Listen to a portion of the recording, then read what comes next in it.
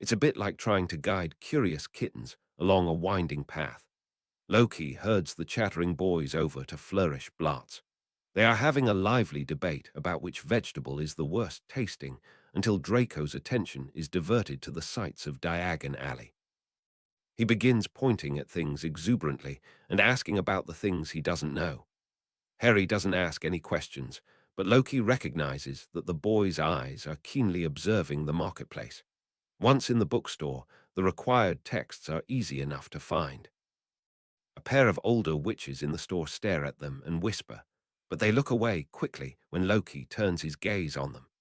4 years is not enough time for people to have forgotten all the rumors surrounding Draco's change of status, and his white blonde hair is distinctive of his mortal origins. Still, most of the disquieted glances sent their way since they have arrived in Diagon Alley have been more discreet. Draco lingers in the Transfiguration section, flipping through some advanced texts. He's likely pondering how much of his innate shape-shifting abilities will aid in his study of the subject. Draco, you must first start with our beginner's guide to Transfiguration. It's best to keep things consistent at Hogwarts, Loki remarks. Pursed lips and a sharp nod indicates that Draco has recognized Loki's meaning. He's pleased that his little dragon has been paying more attention to his, at Hogwarts, statements lately which are, for all intents and purposes, the rules that Draco is to follow while receiving his wizarding education. His latest statement to keep things consistent is a prohibition against shapeshifting. It really wouldn't do for Draco to suddenly start shifting into his animal forms with ease when these magical mortals of Midgard require years of study simply to achieve one form. Harry is so glad he met Draco and Mr. Odinson. They are engaging, but at the same time give him plenty of space. It's calming. Since Draco is asking so many questions and Mr. Odinson is very thorough in his responses, he doesn't struggle to ask to have things explained. Harry is content to listen to their conversation while he takes in all the interesting sights of this new world. He thought that the bookstore had to be the most uninteresting part of Diagon Alley. Harry was thankful to get that out of the way first. He dreaded reading assignments that went on forever about things that weren't interesting. Harry liked learning how to do things, not just learning about them. He knew that Hogwarts would be different from primary school since he'd be learning to do magic. Still, a history of magic and magical theory looked like doom. When they walk into Slug Jigger's apothecary, Draco wrinkles his nose at the unique smell of the place, while Harry looks around the store, intrigued at all the different items for sale. Bottles and vials of all shapes, sizes, and colors fill the shelves. There's an entire wall filled with strange and exotic plants. Off to the side, Harry sees a counter where sharp clerks are using scales to measure powders and tiny crystals. I think it would be a good idea to send you off to school with a few basic ingredients so that you can practice potions brewing outside of class. Mr. Odinson informs them as he flips through their first-year potions textbook, Magical Drafts and Potions. Draco looks mildly horrified. But father, why would I want to do that? He whines. Harry reflexively cringes at the tone. He doesn't like the feelings it stirs up. Harry takes a deep breath and reminds himself that this is Draco, not Dudley. This is Mr. Odinson, not Aunt Petunia and Uncle Vernon. They haven't ignored or belittled him. They're nice people. He's perfectly fine. He sees Mr. Odinson raise an eyebrow at Draco before he begins to lecture in that same patient tone that sounds so strange and foreign to Harry. Draco, potions is a subject learned through experience. There is much you can read about it, but some things you can only truly master by doing. If you only learn to follow potions recipes, then that would be the same as mindlessly regurgitating facts from a textbook. Absolutely abhorrent. The man shakes his head in mild exasperation, then looks at both of them. Draco's face falls and he looks unconvinced, but Mr. Odinson's words have captured Harry's full attention. Harry's never met an adult who took so much time to give reasons for the things they tell you to do. It's so strange, but it's nice, and something inside Harry lights up at the thought of creating magical potions. Mr. Odinson picks up two shopping baskets and hands one of them to Harry as he continues. Real knowledge of a subject such as this comes from creative experimentation and learning what works beyond a set of instructions. Harry feels a sudden excitement at the encouragement to make potions beyond the instructions laid out in a book. Taking formulas apart and putting them back together sounds incredible. He imagines himself experimenting like some sort of mad scientist. All the ingredients for sale in the shop suddenly seem even more fascinating. Harry's always loved figuring how things work. When Mr. Odinson begins to gather several ingredients from the shelves, Harry follows with his empty shopping basket and picks up whatever Mr. Odinson does. It doesn't take long before the man is grabbing extra vials and packets to put in Harry's basket with a fond smile. You'll have to read up on each of these ingredients before school starts so that you know their properties, how they potentially interact with each other. While I'm certain no combination of these is likely to cause any life-threatening explosion, that is not to say that they are incapable of causing any explosion at all. Mr. Odinson cautions as they finish their purchases. Harry nods and resolves to know everything there is to know about as many ingredients as he can before the term starts. He doesn't want to blow himself up on accident. After they leave the apothecary to go to Potage's cauldron shop, Draco mumbles to Harry, I don't really understand why learning potions is so important. Why take Wide-Eye Potion when you can just drink a strong bit of tea? Draco, tea is not an antidote for draught of the living death, nor can it wake someone up after they've been drugged. Mr. Odinson chides softly.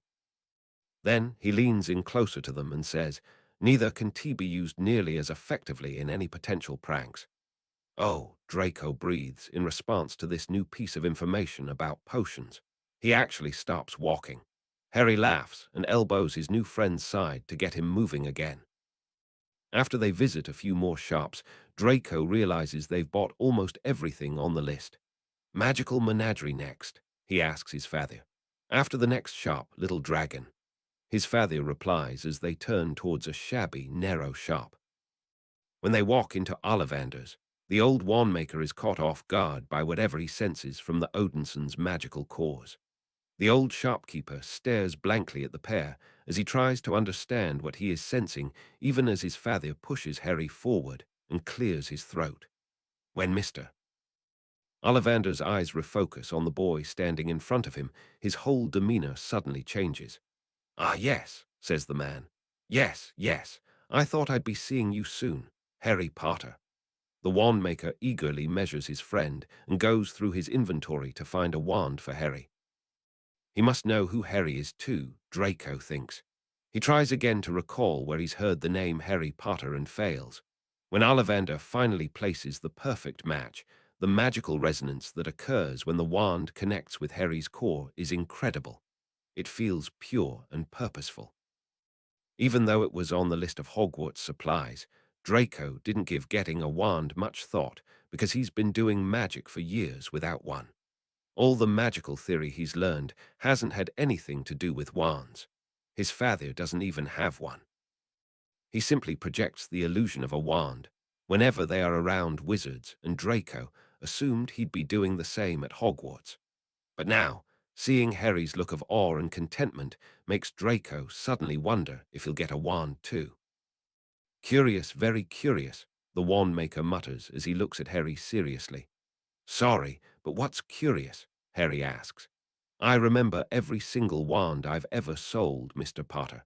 It so happens that the phoenix whose tail feather is in your wand gave another feather just one other. It is very curious indeed that you should be destined for this wand when its brother gave you that scar. Mr. Ollivander says gravely and looks at Harry's forehead. Harry swallows nervously, and Draco feels a bubble of anger at the thought of someone hurting his friend. Mr. Ollivander continues his explanation in low tones. Yes, 13.5 inches. Curious indeed how these things happen. The wand chooses the wizard. Remember, I think we must expect great things from you, Mr. Potter. After all, he who must not be named did great things, terrible, yes, but great. Draco sees Harry shiver. In an instant, the darts connect. The story about a dark wizard whose name started with a V, defeated by a baby named Harry Potter. Oh, that's who you are, Draco's epiphany abruptly breaking the serious mood. He looks at Harry and giggles. Sorry, I know you're supposed to be famous and all, but Draco's never been able to pay attention to his history lessons whenever events were from the last century. His father says wryly. Draco feels his cheeks flush with embarrassment, but he doesn't deny it. He knows better than to try and lie to his father. It is, however, one thing to know and quite another to needlessly concern yourself. Such matters are not for children to dwell upon. His father tuts and gives Mr. Ollivander a disapproving look. In the hour or so since he's met Harry Potter, Loki has come to understand much about the boy who lived. While Loki cannot read minds directly, his ability to communicate telepathically makes it so that he can hear the most potent thoughts of people in close proximity to him. Strong emotions amplify thoughts enough for him to easily perceive them. Harry is quite good at hiding his apprehension. Loki is both impressed and troubled that a child of his age would have such tumultuous emotions veiled behind such a stoic surface. Harry's face shows only mild trepidation in response to Ollivander's overdramatics. Yet anger, frustration, fear, and anxiety give such force to Harry's thoughts that Loki can hear them as clearly as if they had been spoken aloud. How can they expect great things? I'm famous for something I don't remember. I don't even know what happened the night my parents died, Harry's thoughts howl. Loki is about to give a harsh reprimand at the tactless ravings of the old wandmaker when Draco's candid confession cuts the tension. He tempers his words only because he knows it will not help alleviate Harry's uneasiness. Still, Loki makes his distaste for Ollivander's actions clear. Father, am I getting a wand too? Draco murmurs beside him. Ollivander turns his large saucer-like eyes upon them and laments, for the first time in my life, I cannot guarantee that any wand in my inventory will be a match for the young Mr. Odinson. Your magical cores are unlike anything I've ever encountered before, and peers at them curiously. Loki sees Draco's face fall and quickly corrects his little dragon's disappointment. It is of no consequence, as I've already had one commissioned out of materials from our family's homeland, he says, waving a hand dismissively. There are artisans who are familiar with our family's unique magical traits. Oh, I didn't know there were any wand makers who would be so specialized, Ollivander remarks with a note of incredulity. And I've never heard of a wand being made for wizard, because the wand— You would not have heard of them, Mr. Ollivander. They are quite selective about their projects as well as difficult to contact. Their methods are mysterious but unparalleled, Loki says dismissively. Now, I believe Mr. Potter is waiting for the transaction as to his wand. He points out so that they can be on their way. In all the realms, only the magical mortals of Midgard are so dependent on a conduit for their magic. With such a law constructed around the wands they are so desperately attached to, it will take the magical mortals a long time to develop their magic without the dependence. Another example of how the isolation of the wizarding communities from the rest of the possibilities of magic leaves them stagnant. Loki has no desire to waste any time listening to Ollivander's minuscule comprehension of such matters. While Harry is counting out 7 gold galleons for his wand, Draco looks astonished, as if apparently still processing the news that he will be getting a wand. Loki reaches out to ruffle the boy's hair. Don't look so surprised, little dragon. You didn't think I'd let you go off to Hogwarts without a wand, did you? Draco, everyone knows that you cannot do magic at Hogwarts without a wand. The boy inhales sharply. I understand, father, he says, and looks up with an enormous smile. Loki thinks he'll never tire of these moments, and looks forward to seeing Draco's reaction when he receives his wand. They had only stopped into Ollivander's for Harry's sake. However, Loki had planned to give the wand to his little dragon when they returned to the estate that day. It has been custom crafted by the dwarves of Nidavellir to resonate with Draco's magical core, and is, in a word, exquisite. The wand is made from dark and flexible wood obtained from Idun's orchard. Spiraling around the wand is a delicate flourish made of uru that is purely Asgardian in aesthetic. Finally, the core is comprised of a feather each from Hugin and Munin, wrapped tightly by a small Sather-infused braid made out of 4 strands of hair from the members of the Asgardian royal family. It is unusual in length 14 inches and seems like it would be too large for the small boy, and yet Loki has a certainty that it will fit Draco very well. "Father, can we go to the magical Menageriano?" Draco pleads. He turns to Harry and says, "My father said that I could pick a familiar to take with me to Hogwarts if I wanted, but I haven't decided yet. I can use the Hogwarts owls to send letters, so maybe a Puffskin or a Kneasel." Loki smiles, as Draco continues to rattle off the names of various magical creatures. His little dragon often becomes so engrossed with possibilities that making any final decision is a challenge. But the letter from Hogwarts says students may also bring an owl or a cat or a toad. Would those even be allowed? Harry asks with some skepticism. Hogwarts will allow any kind of familiar, so long as it is sufficiently tamed enough not to be a danger to the other students. Loki reveals Salazar had a snake and Helga had a badger. The letter's instructions are no doubt a way to create uniformity and administer ministry bureaucracy. The power of suggestion, the implication of a rule, the illusion of a choice. It's a common tactic. When you tell people they can have a B or C, how many would ask, "What about X or Z?" Harry's eyes widen in understanding as he takes in Loki's words. It's the unspoken truth of humanity that they crave subjugation. It's almost as if it was their natural state to obey. It is no wonder that Midgard requires Asgard's protection. "Does that mean that Godric Gryffindor had a lion?" inquires Draco. "Ah, no. Godric would turn into a lion." The boys gasp in awe, and Loki chuckles at the knowledge lost to the passage of time.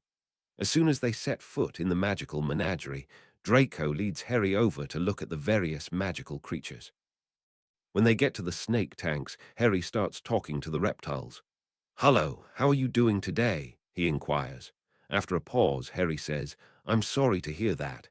I can ask them to turn the heat up for you." Loki recognizes that Harry is speaking Parseltongue. Interesting. Draco laughs, completely oblivious to Harry's ability, because Allspeak automatically allows him to hear Harry's words in English. "What was that, Mr. Snake?" Draco manages through his laughter. "You'd very much like a tiny winter scarf." "Well, I'll see what I can do." Harry snorts in amusement and looks at Draco questioningly. He didn't say anything about needing a winter wardrobe, and how would a scarf on a snake even work? Then looks back down at the tank and wonders out loud, do they even make clothes for snakes?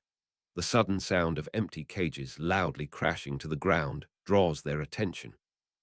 The shopkeeper stands a few feet away with the jumbled mess at his feet, his face drained of color and eyes filled with fright.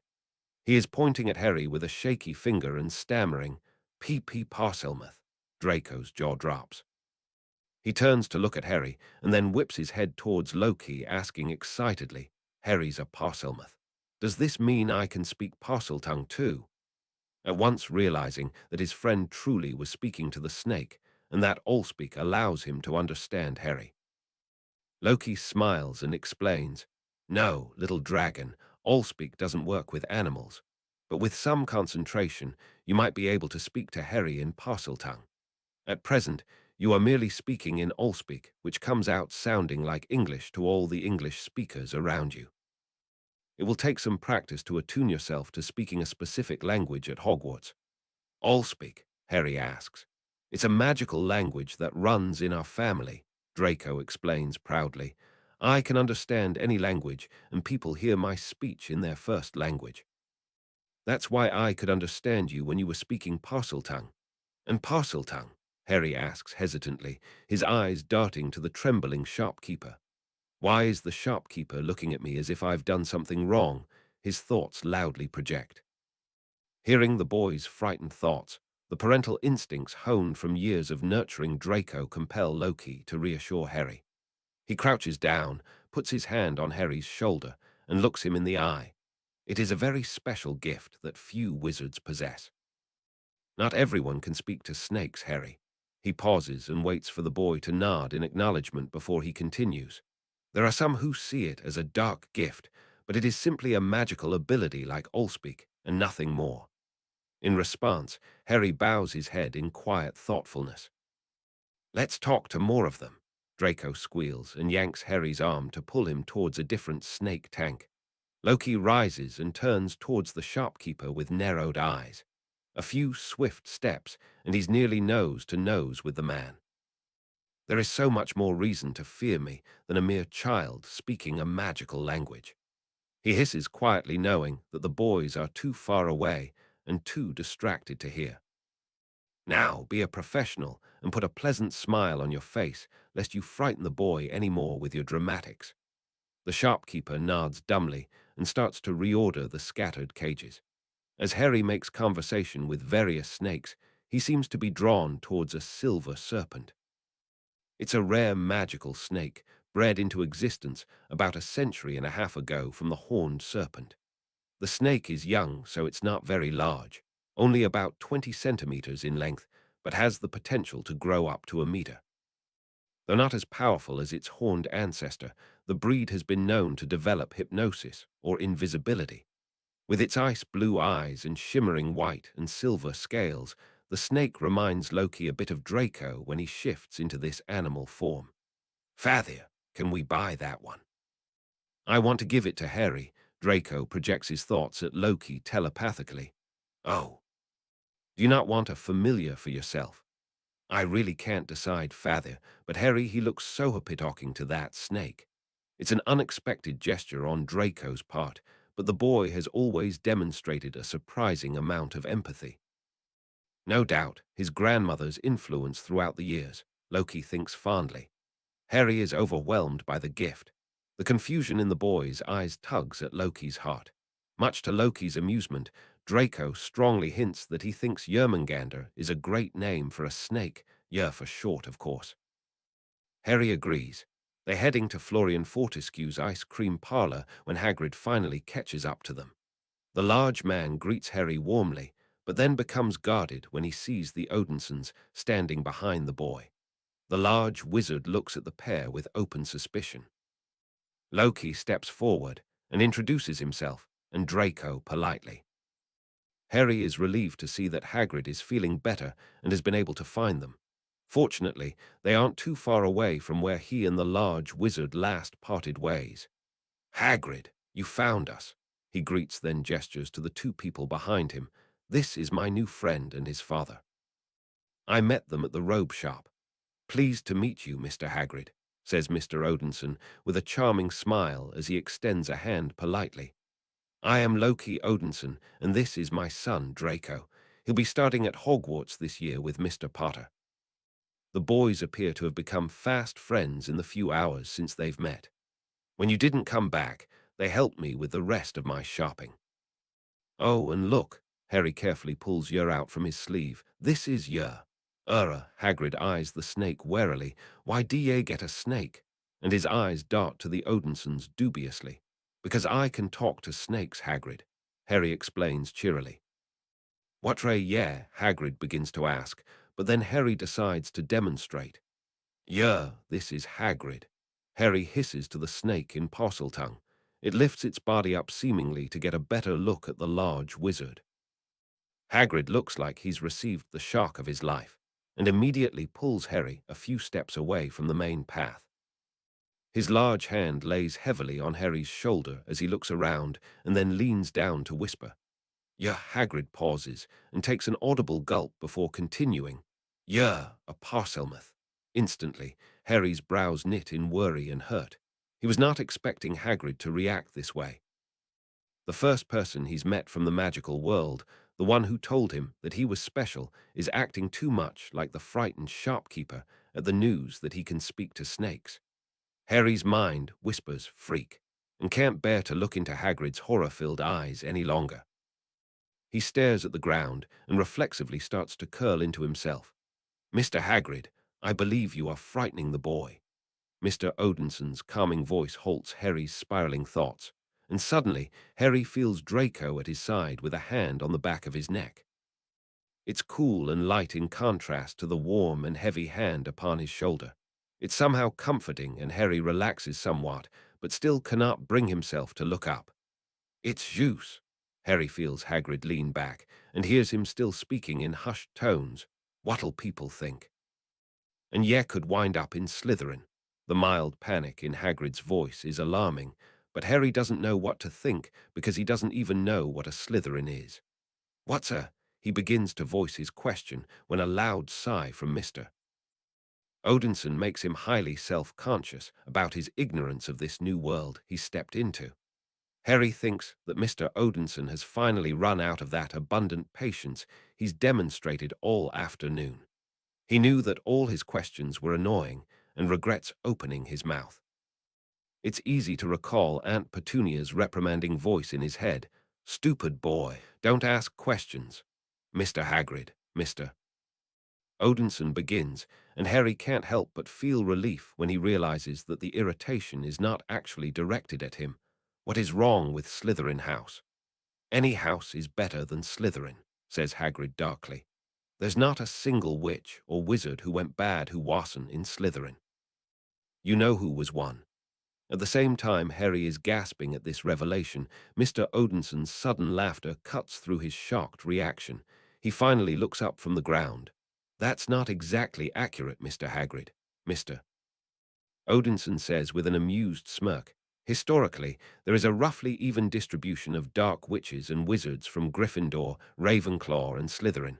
Hufflepuff has the fewest, but it still did have some." "A Hufflepuff dark wizard? That darn make any sense at all." "Everyone says Hufflepuff are a lot o' duffers," Hagrid protests. "Oh, but I assure you it's true, Mr. Hagrid," Mr. Odinson insists. "One of Grindelwald's most vicious lieutenants was a Hufflepuff. Loyalty is a very dangerous weapon, depending on who wields it.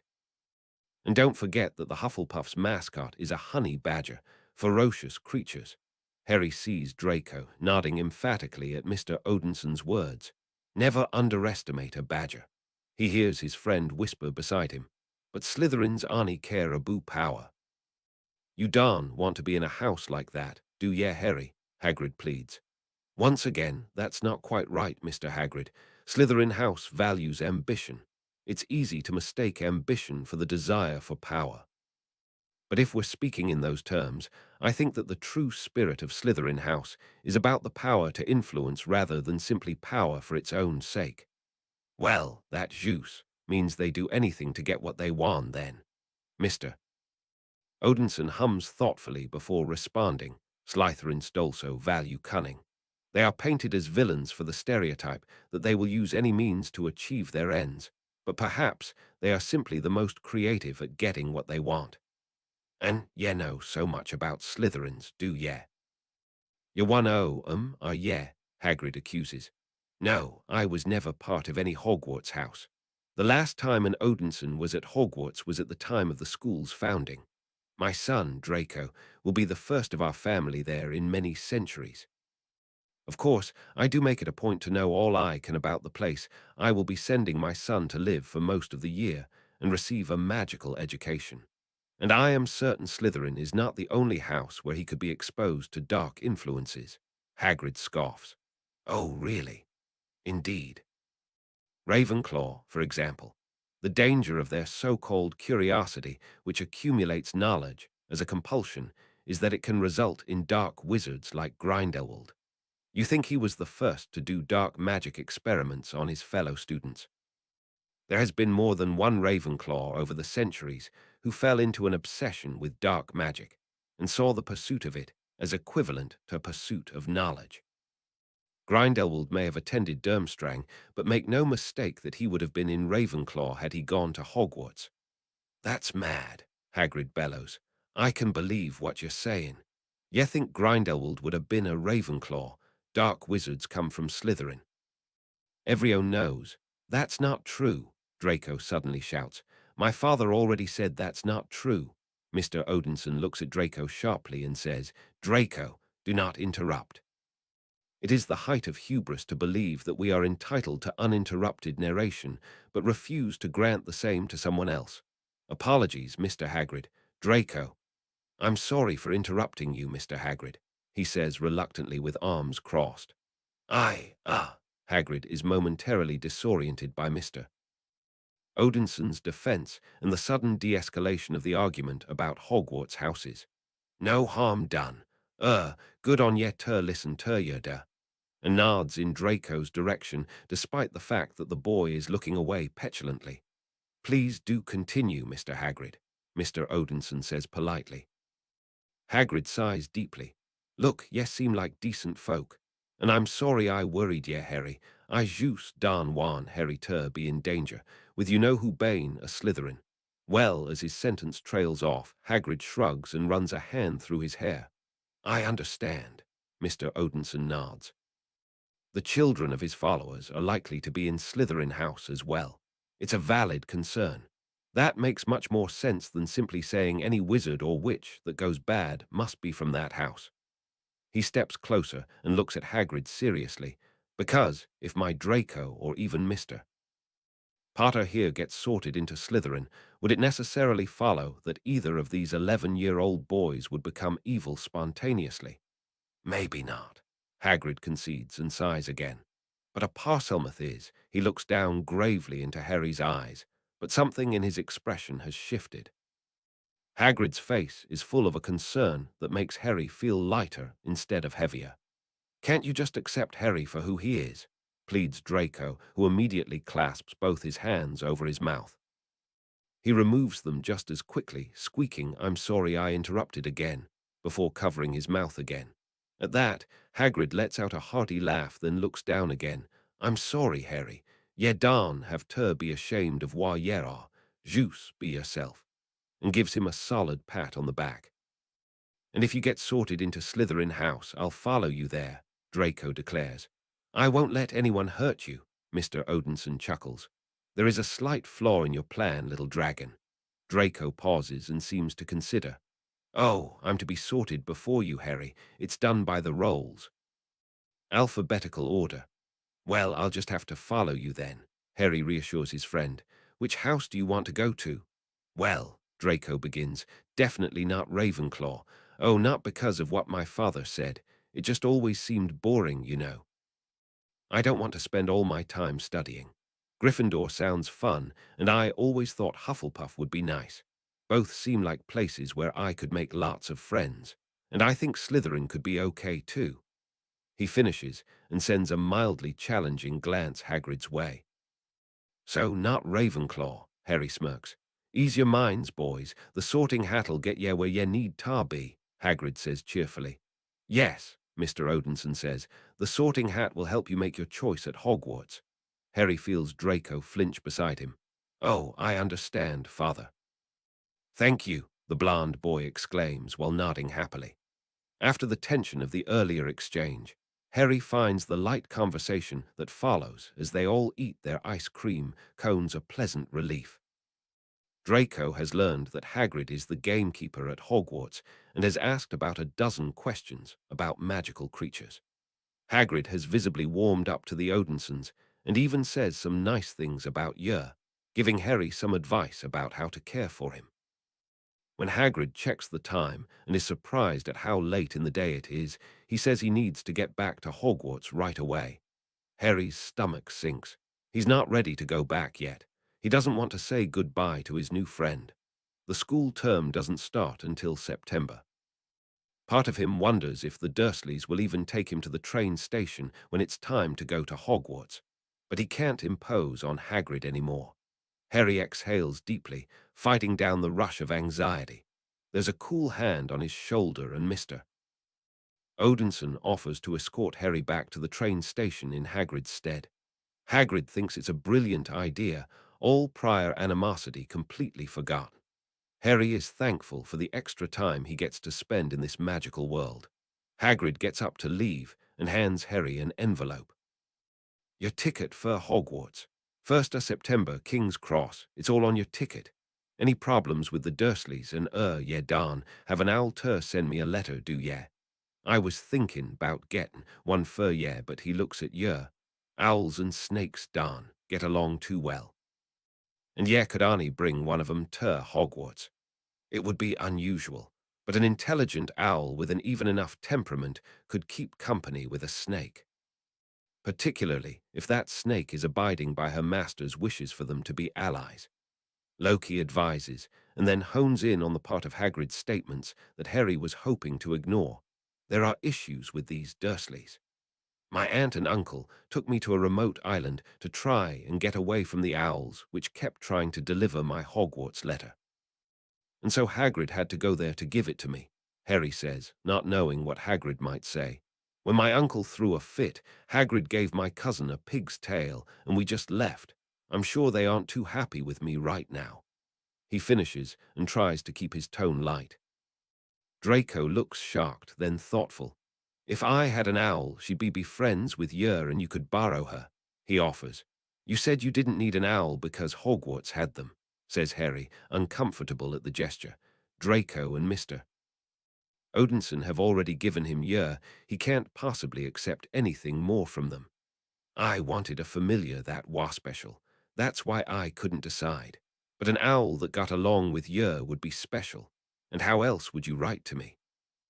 Or Hagrid, Draco implores, but Harry still doesn't feel it's appropriate to simply agree. Besides, Draco continues, you should help pick a name for my owl since I helped you pick out yer's name. It's what friends do. Harry feels the walls of his resistance crumble and nods before murmuring his assent. Well, settles Thar. Good tar meet, yeah. Hagrid gives a courteous nod to the Odinsons and then a cheerful wave as he walks off. See yes soon, Harry Draco. Before they enter Elop's Owl Emporium, Loki instructs Harry to have yer rest openly around his neck. When they walk through the aisles of the shop, owls bat their wings frantically in fright or extend their wings in a show of aggression while darting their beaks between the bars of their cages. Harry and Draco huddle in closer together at all the commotion. They stop in front of an owl who is not exhibiting any of the expected reactions. It is a great snowy owl whose feathers are ruffled, but is standing perfectly still. Ah, this one is observing, taking the time to assess and decide if yer is predator or prey. Loki says approvingly before addressing the owl directly, proud creature, these boys are friends and they expect their familiars to be cordial to each other. Are you amenable to that? The large owl lifts a foot and stretches it, then puts it back down and lifts the other one in the same manner. Then she looks at Draco and bows her head. Draco makes a noise full of amazement. It appears you have found your familiar little dragon, Loki says. I know you said you wanted help naming her, but I want to take some time to find a really good name for her, Harry says after Loki purchases the owl and they exit the shop. All right, Harry, but just remember to tell yer to be nice to her, Draco insists. Of course. They'll be friends, just like we are, Harry says with a happy grin. As they make their way out of Diagon Alley, Loki muses on the potential for the friendship that Draco has struck with Harry. All afternoon, Loki's intuitive mind has been processing the patterns of their personalities and prognosticating the possibilities. Draco and Harry interact with the world in different yet complementary ways. Harry's words are deliberately thoughtful, while Draco's thoughts are deliberately spoken.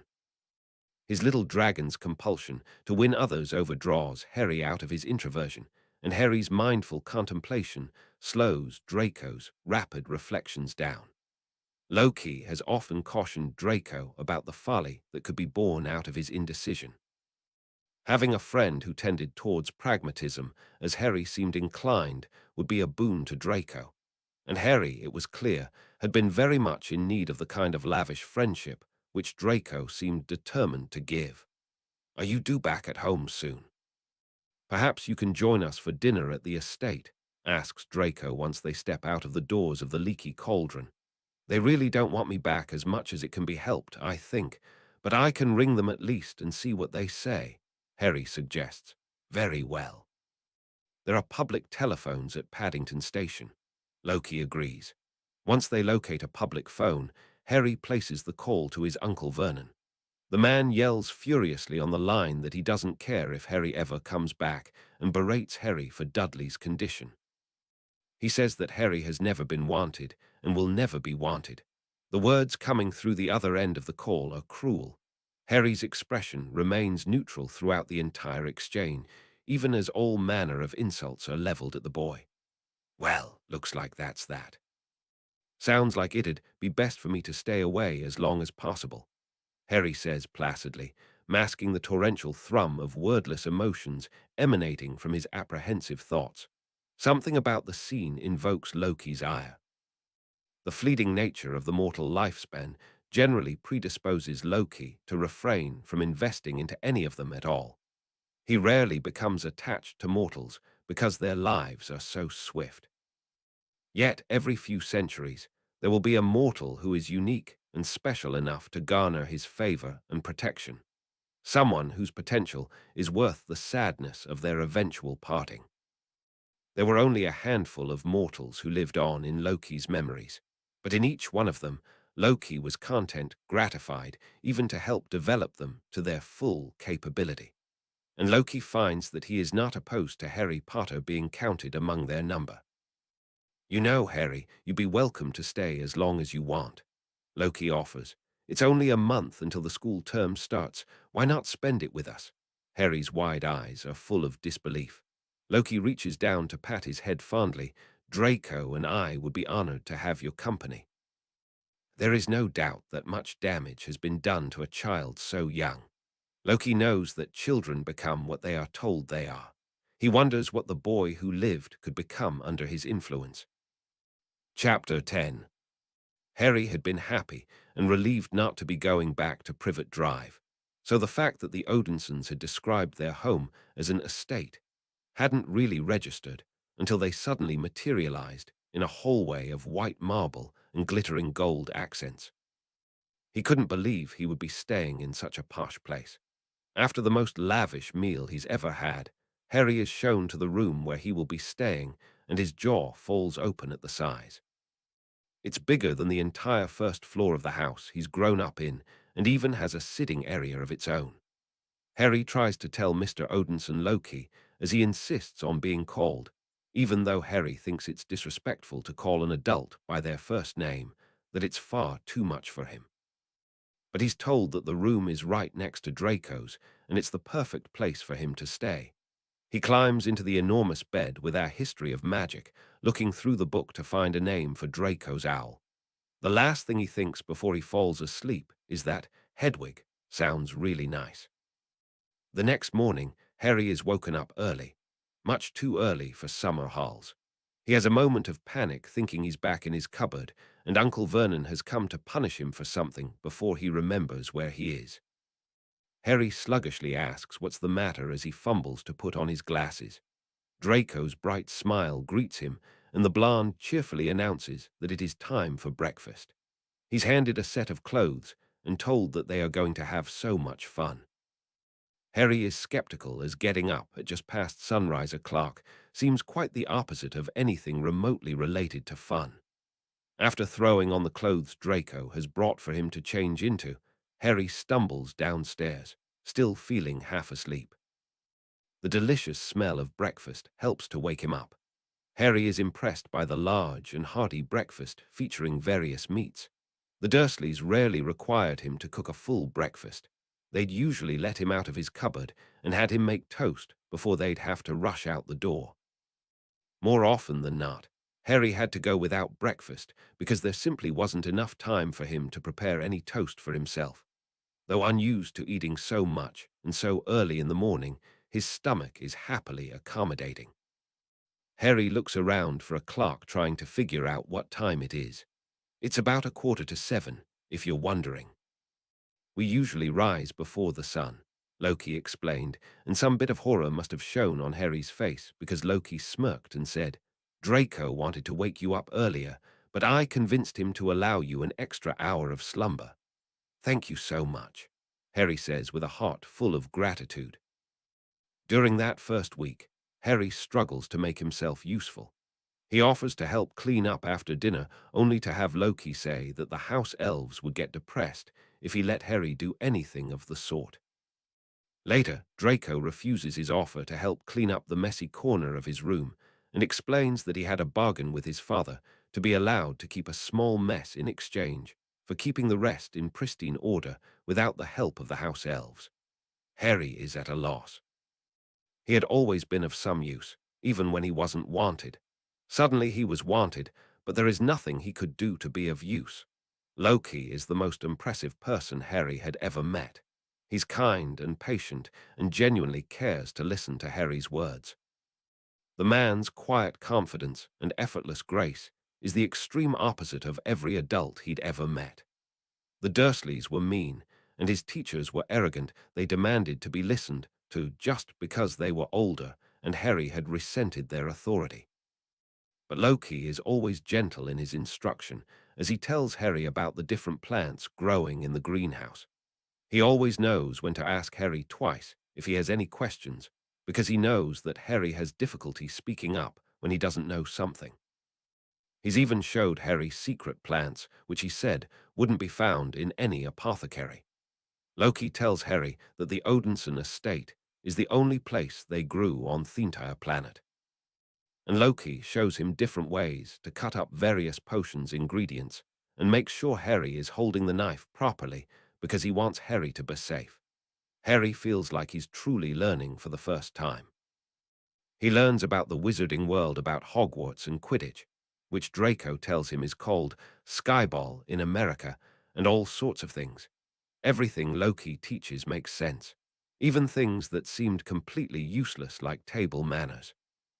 This week during dinners, we'll practice various dining customs and learn different sets of rules for table etiquette. Don't fret, Harry. We wouldn't judge you on something so vapid. There are people who will, however, so it's best to familiarize yourself with such elitist social manners.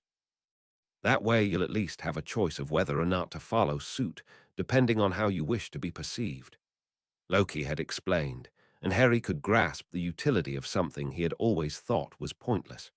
Draco, too, was different from any others his age that he'd ever met. His friend's love for fun is infectious. Harry loves how they get to run around the grounds in the afternoons riding horses and shooting arrows. While not quite the same level of grace exhibited by Loki, his first real friend moved purposefully in a way which made Harry feel clumsy. But Draco doesn't laugh at him when he can't shoot an arrow straight or get his horse to move. Well, he laughs, but he doesn't make fun, doesn't laugh at him. Harry's honestly never met anyone who laughed so much. It makes him laugh too. But as wonderful as it was, it still felt like he was waiting for it all fall apart. Each morning, he woke up wondering if it was the day they would finally tell him that they made a mistake in letting him stay so long, and that he needed to go home immediately. Harry had always earned his keep at the Dursleys. They never failed to remind him that it was only their goodwill which kept him housed and fed. Harry's unease grew with each passing day, and he tried to find something he could do so that he could deserve the Odinsons' kindness and generosity. And then one day, about a week after Harry had first arrived, Loki took him aside after dinner and explains without telling. "Harry, what is your opinion of my clothing?" Loki inquires. "I think it looks really good," he had responded easily. Harry didn't know anything about fashion, but he always thought Loki looked regal in his intricate-looking outfits. There is a sad twist of Loki's mouth that looks wrong on his usually tranquil features. Loki says that it was actually very dull and needed polishing. Harry feels himself deflate at the unexpected reaction and has the dreadful thought that maybe he had said the wrong thing. Then, Loki asks him to repeat what he had just said. "Now, repeat your opinion in the exact same manner," Loki instructs in that mild teaching tone Harry had come to recognize. "I think it looks really good," Harry said again, trying to keep the same inflections he had just used. This time, Loki's face lights up with a smile as he simply says, "Thank you, Harry." He found himself smiling in return, feeling a surprising satisfaction of accomplishment. "Harry, you just gave me the gift of a compliment. The first time, I did not accept it." But the second time, I did. Loki says plainly and puts his hand on Harry's shoulder. Draco offered you friendship, and you chose to accept. And when I offered you a place here, it became your choice to accept. When a gift is given truly given the recipient needs, only receive it. There is nothing more that needs to be done to earn the gift. Harry ran the conversation through his head again and catalogued the differences in Loki's responses along with his own reactions. Something to think on, said Loki as he ruffled Harry's hair before walking away. And Harry did think on it. It didn't take long for him to understand the difference. Never knowing anything different, he thought it was natural to be subservient to the people who housed you. Harry grew up with relatives who demanded that he contribute to their well-being and made him responsible for their comfort. The Dursleys never failed to remind him that Harry's place in their home was something he had to earn. Upon arriving at the Odinson estate, he had been searching for a way to fulfill those obligations. But Loki was telling him that he didn't need to do any of that here. The revelation of it was powerful. Harry felt a sudden relief from a burden he didn't even know he carried. After that, he knew he didn't have to worry. He threw himself into enjoying every moment. Loki had never believed that the infant whispered to have survived the magical mortal's most lethal spell was powerful enough to defeat the most recent dark wizard among them. He had guessed that the baby was merely the survivor of a well-laid trap for Voldemort. It had never crossed his mind to consider what might have happened to the child, but hearing that he had been sent to live with his non-magical relatives and his parentage kept from him was unexpected. It was not an unreasonable course of action on its face. He himself had not planned on informing Draco of his full inheritance until he had grown into mortal adulthood, however. That was prior to seeing the child of his magic so mistreated. Surely this heralded hero of the wizarding world could not have been left to suffer the degradation of his so-called guardians had the conditions of his circumstances been known. Unless, of course, Loki discerns that forgetful child would neglect to pay attention to such details. He sighs and factors this information into his plans easily. No matter. Simply one more to add to the list of Hogwarts staff requiring a personal visit to once term starts. It was an insidious injury done to Harry's spirit beyond the damage done to his self-confidence. The boy thought of himself only in terms of how he could be valuable to others instead of valuing himself. That mentality would only lead to self-destruction. Harry would never be able to see himself clearly if he only looked through the lens of other people's opinions. It would an intangible cage, a prison which would keep him from the freedom of realizing the things that fulfilled him. For how could he find the things that truly gave him purpose if he was always searching for meaning in how others saw him? And if the boy was faced with the vengeance of Voldemort's followers in the future, then he would surely need more strength of self in order to be victorious. The neglect Harry has suffered feels like a reflection of Loki's own scars. He understood what it was to be treated as if you had no value. Endless years of being compared to his golden brother and found wanting had seen to that. Loki fought against the tendency to judge himself according to expectations of others. It was a trap that Loki had struggled with all his life, fighting the temptation to let the opinions of others determine his weight.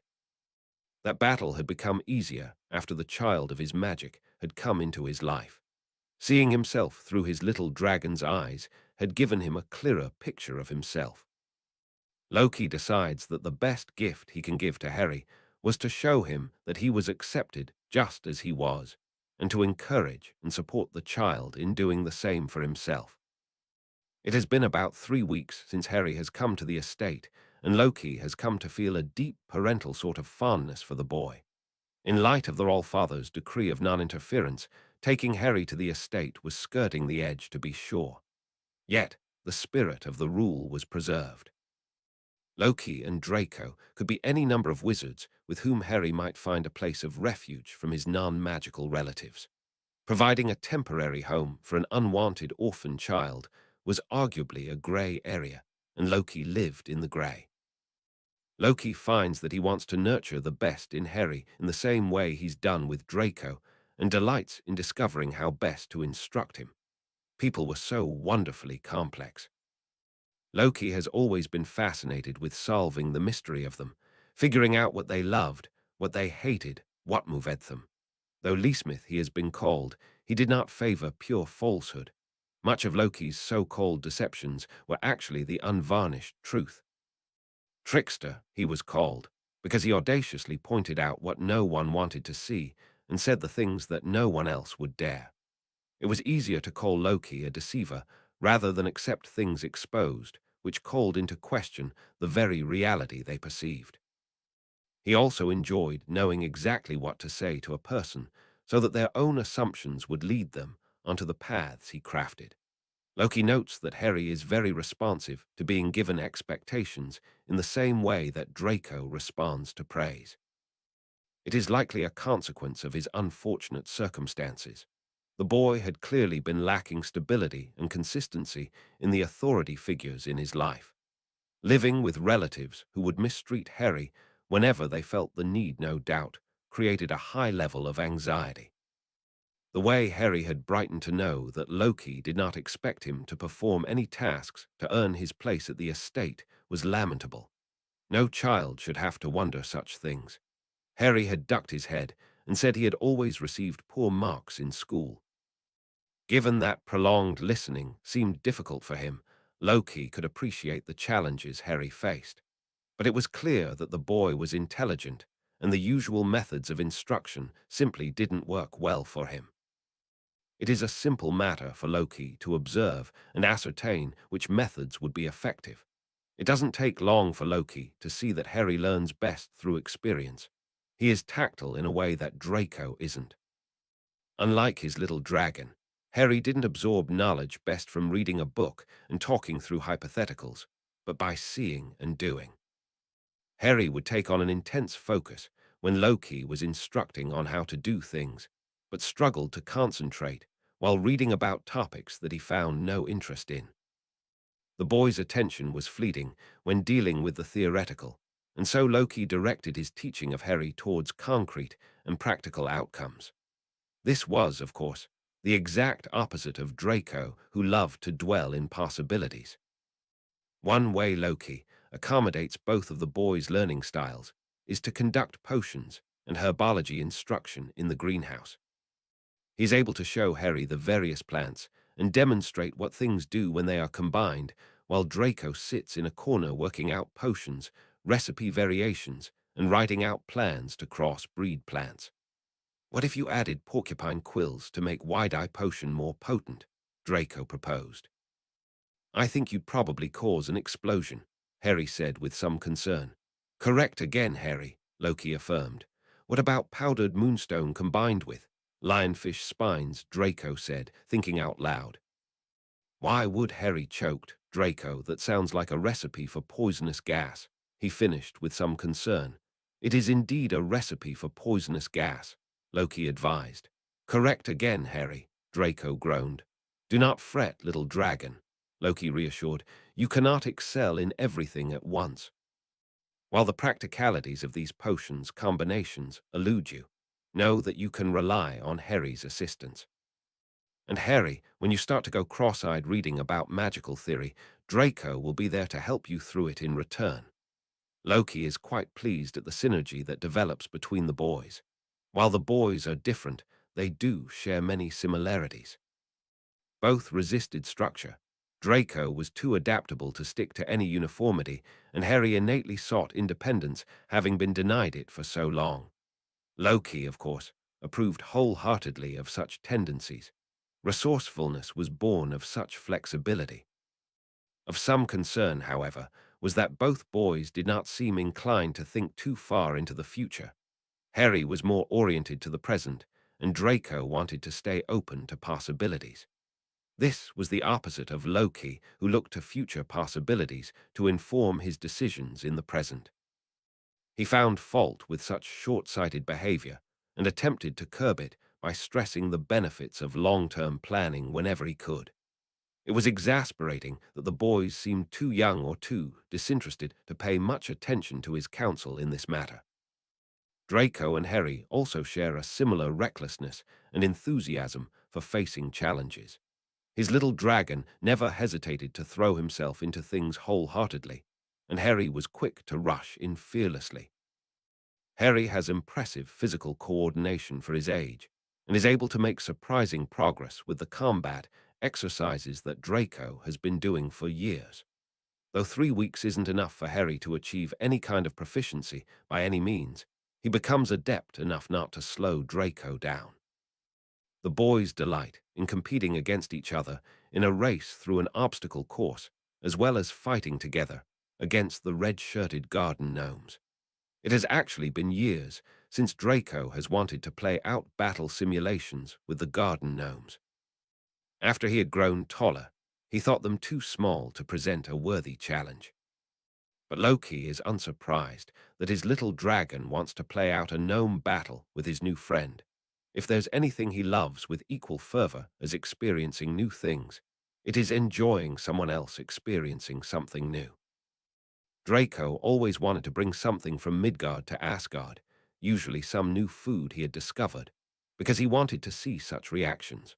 For instance, his grandmother's delight at different flavors of macarons, or his Aunt Sif's reactions to Midgard's various breakfast meats. Watching them work together against the red-shirted garden gnomes, Loki had no doubt they have the potential to make a formidable force. Harry has a knack for reading the battlefield, which reminded him of Thor. It was a fine counterpoint to Draco's ability to strategize. Half of the blue-shirted garden gnomes are down, and the red-shirted garden gnomes have taken nearly all the foxholes. Draco signals Harry before jumping out to run through the hail of mud clods being thrown in their direction. His little dragon laughs and throws insults, while Harry quietly maneuvers behind the red-shirted garden gnome faction and starts knocking them out one by one. Though Harry tried to volunteer to take the decoy role before the battle, Draco had laughed and promised that there was enough glory to be had for the both of them. Loki is impressed to see that, while Harry is focused on subduing the red-shirted garden gnomes from behind, Draco is able to discreetly cast the occasional illusion to make it appear that Harry is still at his side. When the last red-shirted garden gnome is defeated, the boys cheer in triumph. Loki is amused to see Draco clasping the back of Harry's neck in an imitation of Thor's frequent gesture of fondness. It won't be long before Draco starts addressing Harry as his shield brother. Both boys fall down onto the grass as they catch their breath after their victory. Heimdall! Did you see that? Draco yells out into the sky in his habit of calling out to the gatekeeper whenever something exciting happened. Ever since their first meeting, Draco made it a point to talk to him just as he promised to do. Did you just call me Heimdall? Harry asks in confusion. What? Responds Draco, equally baffled for a moment until he remembers what he just said. Oh, no, Harry, Draco pauses. It's like the way you'll hear some wizards say, Merlin, or Merlin's beard. Loki feels a touch of pride at his little dragon's deft maneuvering of the subject. Draco hasn't said anything technically untrue because it is indeed similar. Loki trusts Draco will be able to navigate the limitations that have been placed on their interactions with mortals. He's been preparing for it over the past few years. Trustworthy though Harry may be, he is still a child, and for all the mortals he may have befriended in the past, Loki has never revealed more than the fact that he was not of this realm. I see. I've heard of Merlin, but who is Heimdall? Harry queries. He's the gatekeeper of Asgard, where the Norse pantheon lives. Draco answers. So your family is Norse. Wait, are we in Norway now? Harry asks, sitting up in interest. We're not in Norway. Well, not really. It's over there. Draco points behind him, then points in the opposite direction. London is that way. And New York through the southwest gate. Wow, says Harry, trying to wrap his mind around what Draco has just said. Magic's brilliant. After a moment, Harry lays back on the grass and remarks, it's like you've been everywhere. From there to here, from here to there, fun things are everywhere. Draco recites and tells Harry, it's out of my favorite book from when I was little. I only remember 2 lines from it, but I read it all the time before it was. Draco pauses, likely recalling bitter memories of his mortal sire incinerating the book. He sighs, then brightens. The other line is, if you never did, you should. These things are fun, and fun is good. Harry laughs. That sounds just like you. My first friend gave me that book, but I barely even remember him now. Sometimes I remember him and wonder if he remembers me, Draco says with aplomb. Loki sees through easily as an attempt to mask the sadness he no doubt feels at the thought. He knows that his little dragon hates the thought of being forgotten by anyone. Draco, you're my first friend, and no matter what happens I know I'd never forget you, Harry declares earnestly. The happiness beaming from Draco's face at Harry's words is so bright that Loki has to close his eyes for a moment and thank the Norns for such a fortuitous meeting at the robes shop. Chapter 11. Although he's planned this day for years, Loki finds himself somewhat hesitant to send Draco off to Hogwarts. He reminds himself that he laid the foundation of the wards at Hogwarts himself, and that Draco will be safe as he teleports with the boys and their things to platform 9¾ In secluding Draco from the wizarding world, Loki planned to protect him from and prepare him for the scrutiny he would undoubtedly be subjected to once he started at Hogwarts. As much as the rumors of the past concern Loki, he believes that Draco is now mature enough to handle the kind of questions which would have confused and frightened Draco when he was 7 years old. There are things Draco can only learn through experience, and Loki reminds himself that the challenges which await Draco at Hogwarts are necessary for his little dragon to grow. Some things can only be earned through trial and error. Sometimes the value of something can't be known until one suffers from ignorance or violation of it. In the years since Draco has come to live with him, Loki has trained the boy to have strength of mind, body, and heart. Loki's wish is that Draco will grow into a strong and independent individual, confident in himself and the decisions he makes. He's taught Draco to question everything so that he would have the ability to find answers for himself. He's trained Draco's mind to have a broad perspective to aid in this process. Loki thinks wryly that Draco has learned to remain open to possibilities a little too well, and it too often manifests as indecisiveness. Remember, little dragon, a choice is only a choice once you make it. By the agitated look on Draco's face at Loki's words, he's certain that his meaning has been understood. Draco looks away and fidgets. Yes, Father, he replies sullenly. Norns help me when Draco reaches the age when he thinks he knows everything, Loki thinks to himself. Intention can be a terrifying thing, and commitment to a path can feel dangerous. But if you're always playing it safe, then are you even playing at all? Loki knows his words are more direct than usual, but he's compelled to offer this bit of guidance before they part. Draco freezes up for a moment before shaking his head and looks like he's to answer the rhetorical question. Loki puts his hand on Draco's head and affectionately ruffles his hair. Do not fear, Draco. Always remember who you are. Draco finally looks up. His eyes soften. Yes, Father, he says, this time with a note of concession. And Harry, Loki puts his hand on Harry's shoulder as he addresses the boy, it will not be easy for you. Most will look at you and see only their own expectations, but you are not what has happened to you. You are who you choose to be. Harry's serious face leaves no question that he is taking Loki's words to heart. Loki crouches down and meets the both boys at their eye level to impart his final words of advice. Look out for each other.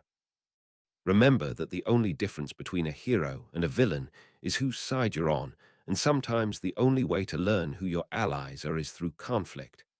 Smiling down at both of the boys, he adds, whatever else may happen, engage in as much mischief as possible without getting caught.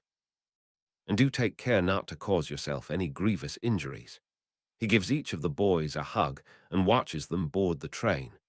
Draco carries the trunks easily while Harry holds Hedwig's cage. Loki just manages to resist the urge to board the train himself, under the illusion of a generic railway steward, as the Hogwarts Express prepares to depart. He waves to the boys as the train pulls away and reminds himself that he'll be able to check in on them when he makes his visit to the school shortly. Ron Weasley wanders the train brimming with expectation, looking for compartments with other first years. He couldn't stand being in the same one as his brothers a moment longer. Fred and George had made such a good show of helping him bring his things onto the train, but Ron knew that had been mostly for their mother's benefit, so that she wouldn't worry. But now he'll finally be around people who will see him and not simply the youngest of his brothers. Ron loves his family, but he's often felt a little invisible in the crowded and busy Weasley household. Bill was the responsible one, Charlie was the reckless one, Percy was the persnickety one, Fred and George were the troublemakers, Ginny was the baby sister, and Ron was, well, just Ron, and was there anything he could even do at Hogwarts that hadn't already been accomplished by his brothers? Ron pushed the rising fear of mediocrity aside and refocused on his task of finding some new friends. He frowned as the compartment he checked was full of first years with their noses in books. No place for him to sit in there either. Not any real loss, though, since he wasn't much for books anyway. Ron completely passes a few that looked to be full of bunch of poncy purebloods who were obviously going to be sorted into Slytherin. Ron knew to stay away from them. Children of Death Eaters had heard one of his brothers say. Everyone knew that the lot of them were evil. Ron looked in the window of the next compartment, and seeing it mostly empty, he slid open the door. His eyes fell onto a boy with messy black hair. He poked his head in further. "Anyone sitting?" he began, and then abruptly stopped when he saw the other occupant of the train compartment sitting across from the dark-haired boy. The white blonde hair was unmistakable. It was undoubtedly Malfoy hair. Ron's thoughts go immediately to the blood feud that existed between his family and Malfoy's, along with all the bad things he's heard about them. "You're a Malfoy," Ron says darkly. The blonde boy looks startled. "You are mistaken. My name is Odinson." Ron squints incredulously. He sounds polite. But you can't ever trust a Malfoy. He makes sure to say this thought out loud because he's been taught to be honest. And maybe the black-haired boy with glasses doesn't know who he's sharing a train compartment with. He looks a bit on the skinny side, so maybe he's really weak and is being bullied. Maybe he needs Ron to rescue him and make the Malfoy boy leave. Ron's just about to give voice to these questions when a white snake pops out of the boy's sleeve. Ron jumps back instinctively and smashes his arm against the half-open compartment door. He also lets out a surprised yelp because that's a disgusting snake, which does not resemble in any way a high-pitched shriek. "Oh, don't worry, this is my familiar. She's perfectly tame and won't hurt you," the boy with glasses says, and then looks at the snake and starts hissing.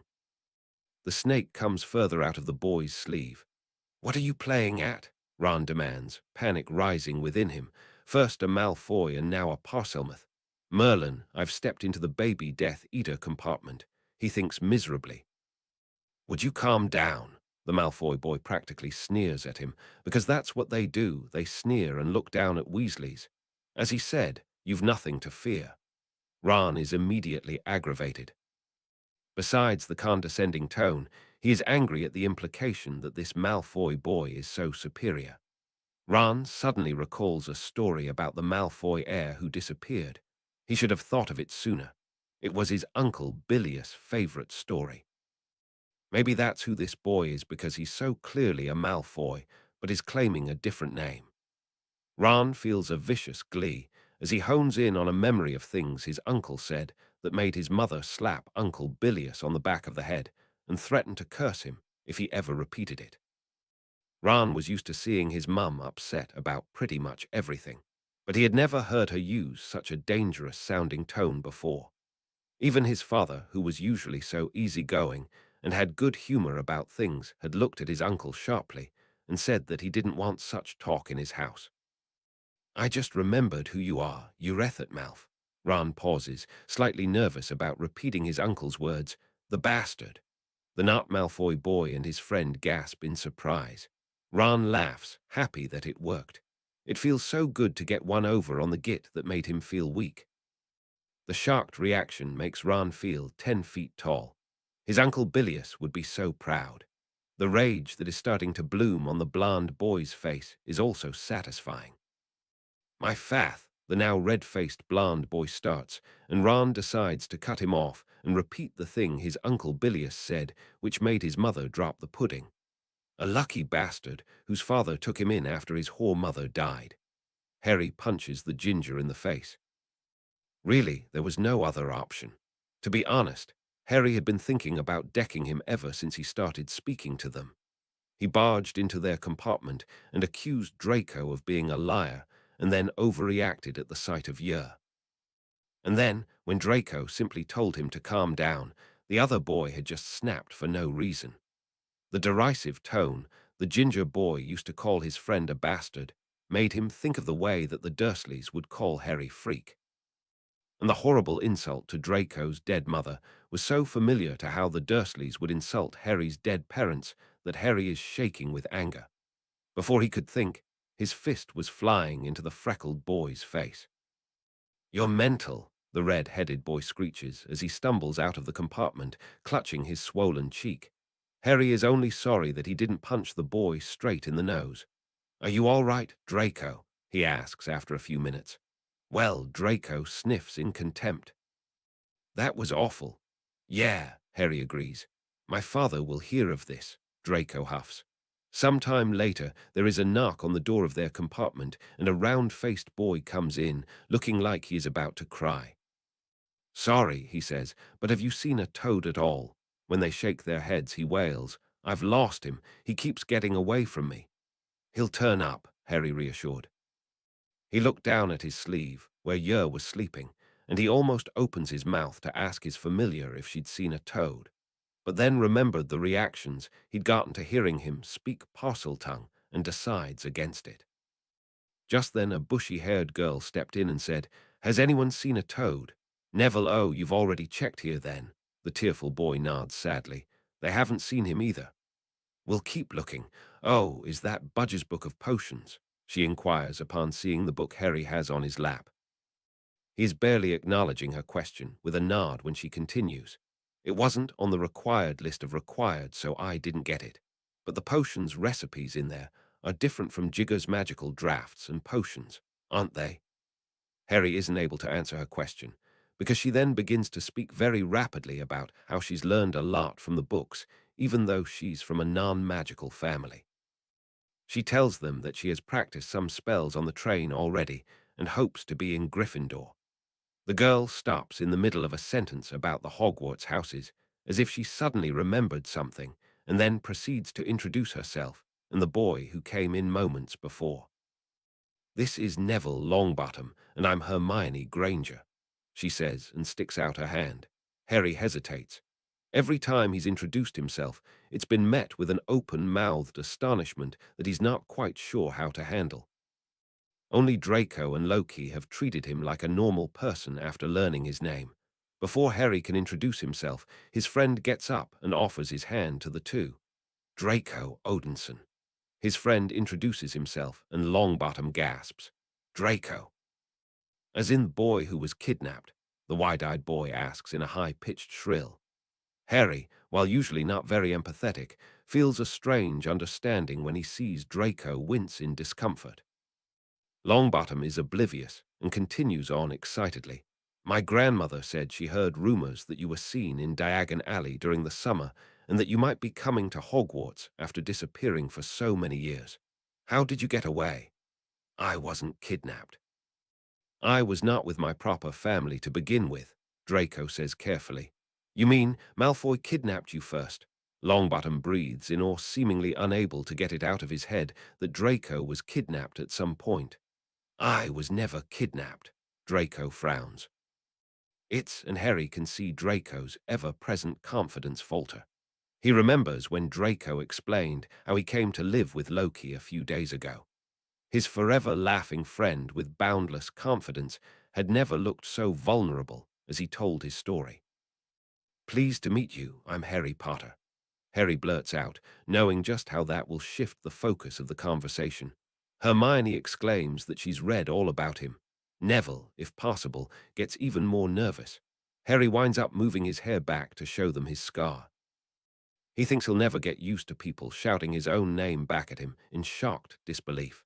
When Hermione and Neville leave to continue the search of the toad, Draco breathes out a sigh of relief. His hand moves to the back of Harry's neck and squeezes for a second before dropping away. It's a gesture that he's come to expect from the other boy since the first time after they conquered the Quidditch pitch together against the red-shirted garden gnomes. "Thank you," Draco whispers. Harry hums in acknowledgement. "Well, it's rather private, isn't it? Like people asking me about surviving the night my parents died. It's not something I wish to discuss in detail with people I've just met, no," Draco says with that hint of snark and sarcasm that Harry has grown quite fond of and is relieved by his best friend's return to his usual self. Draco turns and looks at him seriously. "I told you what happened because you're my shield brother, Harry. I trust you."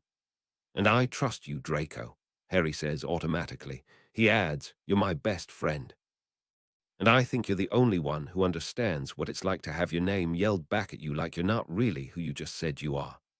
"I had no idea I was known by such a ridiculous description," Draco groans.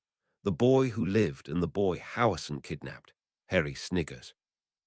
"Oh, Norns and their twisted sense of humor. I'm fated to be stuck with you," Draco exclaims with mocking despair and lightly punches Harry's shoulder as he laughs. When the boats cross the wards protecting Hogwarts, Draco is surprised to feel that something seems to resonate with his Sather. It feels similar to the first time he walked into his father's apartments in Asgard, and the wards there welcomed him in.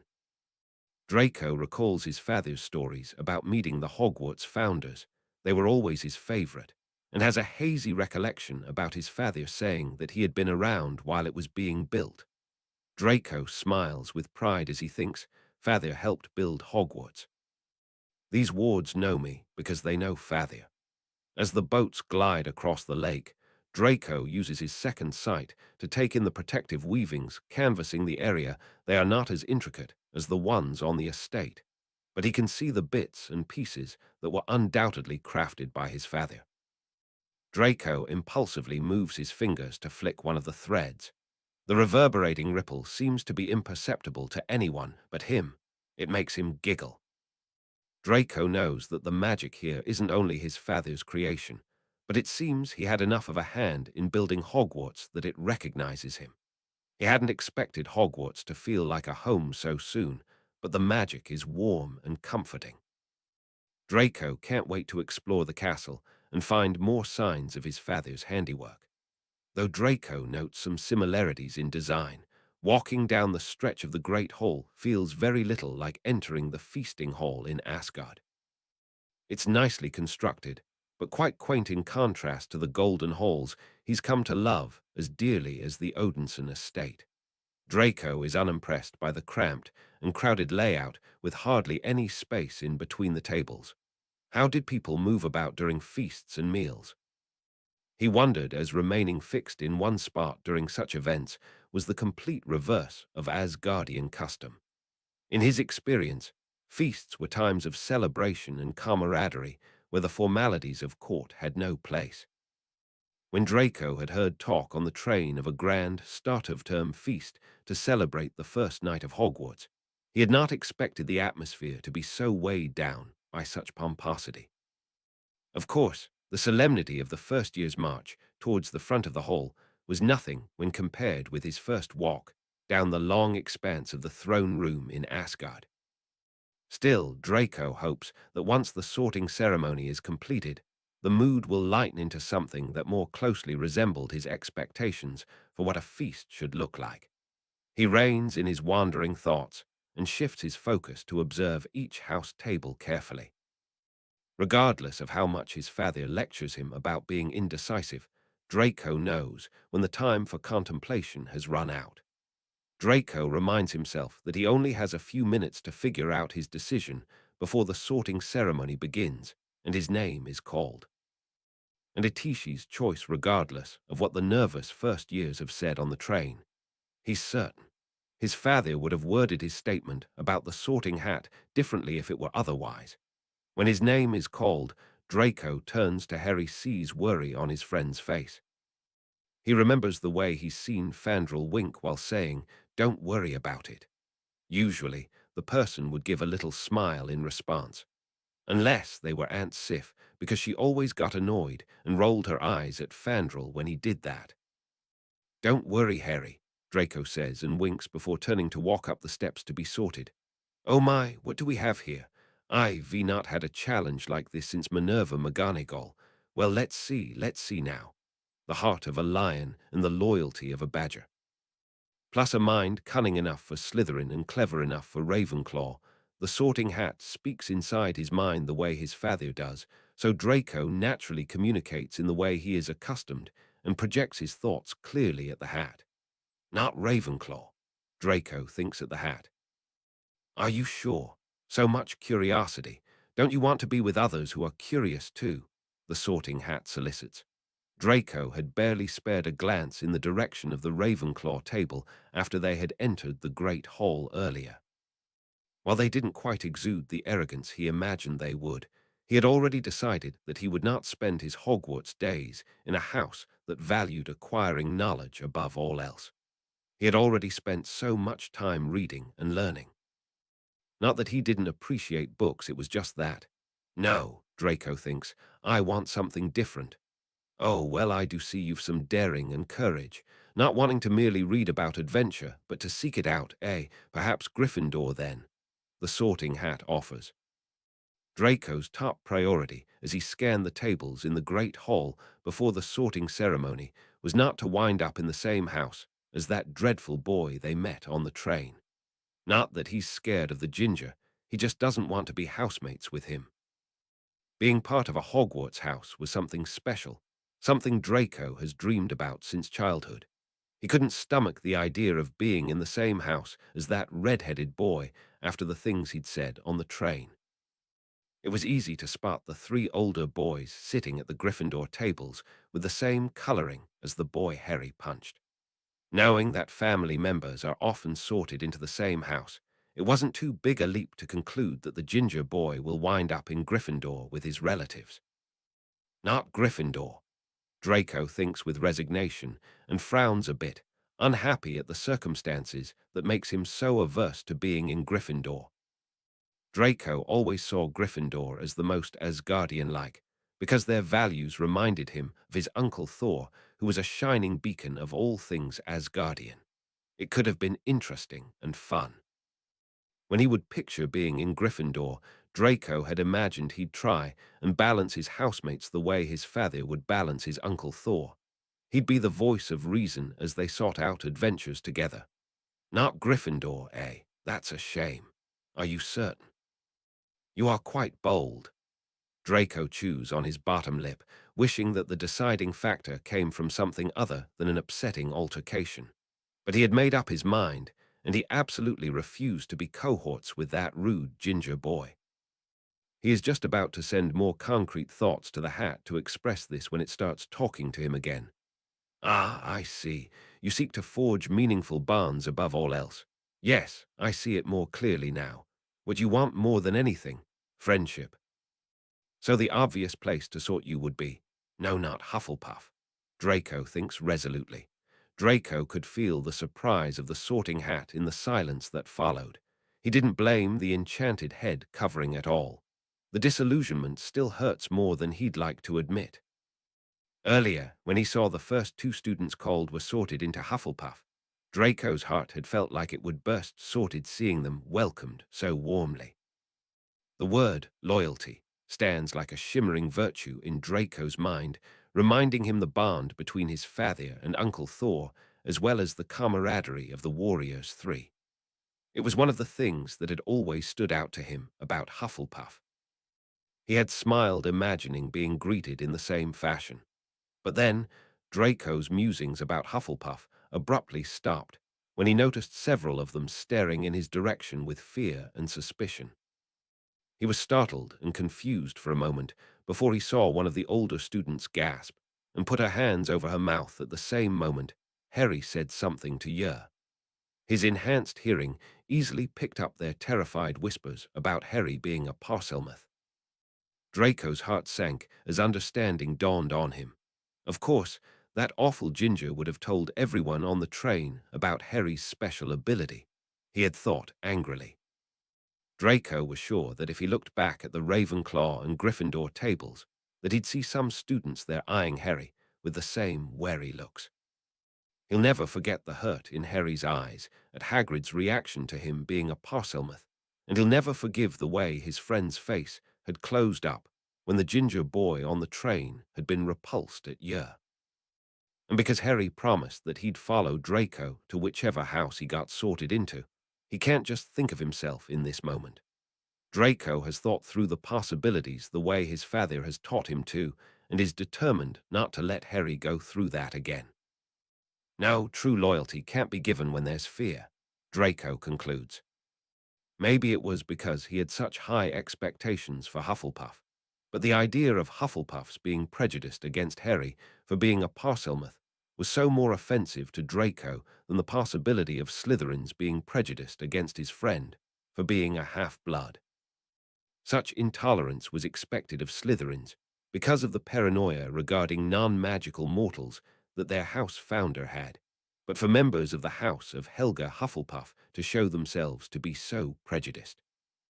Draco found himself tucking his thumbs under his fingers and tightening his hands into fists. He hated feeling such disappointment. "Dear child, you can't possibly be asking to be sorted into Slytherin," the hat says incredulously. Draco shrugs. Slytherins respect Parseltongue. They equate it with power which is necessary for ambition. The looks that the Slytherin students had given Harry had intrigued him. For the most part, the students with green-silver ties had looked at them with the same cool appraisement as they did the other first years. Some Slytherin students looked excited to see Yer around Harry's neck. Some even looked covetous. Fear is irrational, but jealousy is the easiest emotion of all to manipulate, Draco had thought, recalling his lessons. Harry said he'd follow me. I have to do right by him. Maybe he'd eventually be accepted by the other Hufflepuffs, but he'll never forget how they first looked at him. No, I can't do that to him. He deserves better. Your devotion to your friend only proves that you should be in Hufflepuff, the Sorting Hat jeers. I've already told you, not Hufflepuff. I know my choice is the most important factor in the sorting. You have to go with my choice. My father said so, Draco asserts. Ooh, now I see why your magic feels so familiar. Eurehischild, the Sorting Hat chuckles. You know, he enchanted me. He made me for the purpose of guiding children just like you, so you best listen to me, child of Odinson.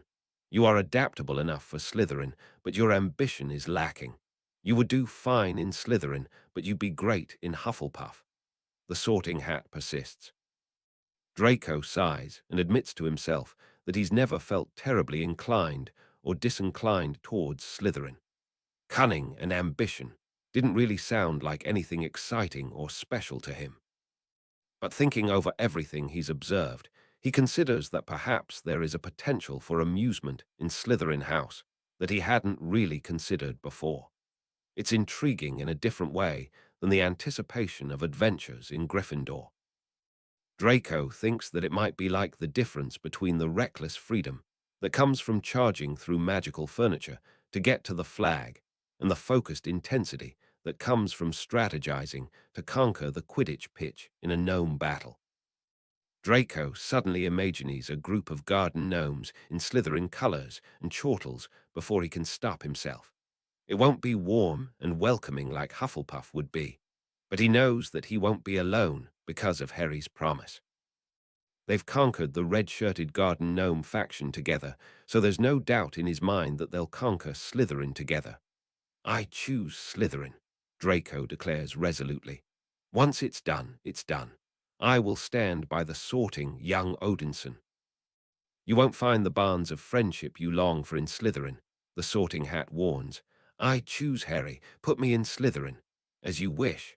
The hat grumbles, then calls out, Slytherin. Chapter 12. When the first years enter the Great Hall, Severus Snape finds himself looking for a head of white blonde hair. The news that Draco Dinson, The once Malfoy heir who had mysteriously disappeared years ago was seen in Diagon Alley had reached everyone's ears. The day he has hoped for is finally here. Draco has finally arrived at Hogwarts. Soon after Narcissa had discovered that she was with child, the fainting spells began. At first, the unexplainable fatigue and passing out unexpectedly were dismissed as unusual symptoms of pregnancy. But then the length of time she would suffer a loss of consciousness swiftly became more prolonged, from seconds to minutes to hours. Though she appeared perfectly healthy physically, her magical core was being subjected to enormous stress. Healers confined her to bed rest as they tried potions, charms, counter-curses, and whatnot to no avail. Narcissa was halfway into her pregnancy when she called Severus to her bedside to inform him that she was dying. "You have been a dear and trusted friend to our family for years, but we both know that Lucius has done something. It feels as if my very soul is burning out from the power of the magic in my womb. I know that I will not survive this, Severus." Narcissa had confided to him with glassy eyes. "As I take stock of my life, and who I would call upon to watch after my child in my absence, I find myself very alone. Of my sisters, one is insane and locked away, while the other might as well be dead. I've never had a brother, though I was fond of Regulus. As you know, he has been lost for some time." She closed her eyes and then continued shakily, "And if Lucius could do this to me, then I worry for the future of my child. But if you Severus, oh Severus, would you look after him, see that he comes to no harm?" she had begged. It was on that day that Narcissa made Severus swear to watch over her child and protect him to the best of his ability. For a brief moment, it had seemed that she might demand that he swear the unbreakable vow, but she stopped mid-sentence and said something about understanding the value of life and the desire for a second chance. Months later, Narcissa Malfoy passed away moments after her infant son was placed in her arms. She had given him his name with her last breath. The manor had never been a particularly homely place, but it had an elegant air of hospitality. Narcissa's absence was like a wound on the Malfoy family, and whatever warmth there had been due to the Lady Malfoy's presence was lost. Lucius grew detached and was frequently absent as he pursued his various ventures. Severus had visited often after Draco's birth, tentatively accepting his role as a godfather and pondering the weightiness of becoming a secondary parental figure to the Malfoy heir. But then, after Lily's death and the part he played in it, Severus could no longer look at Draco without being reminded of the child Lily had died to protect. He could not think of Narcissa's dying wish to protect her unborn baby without imagining the desperation Lily no doubt had in her final moments.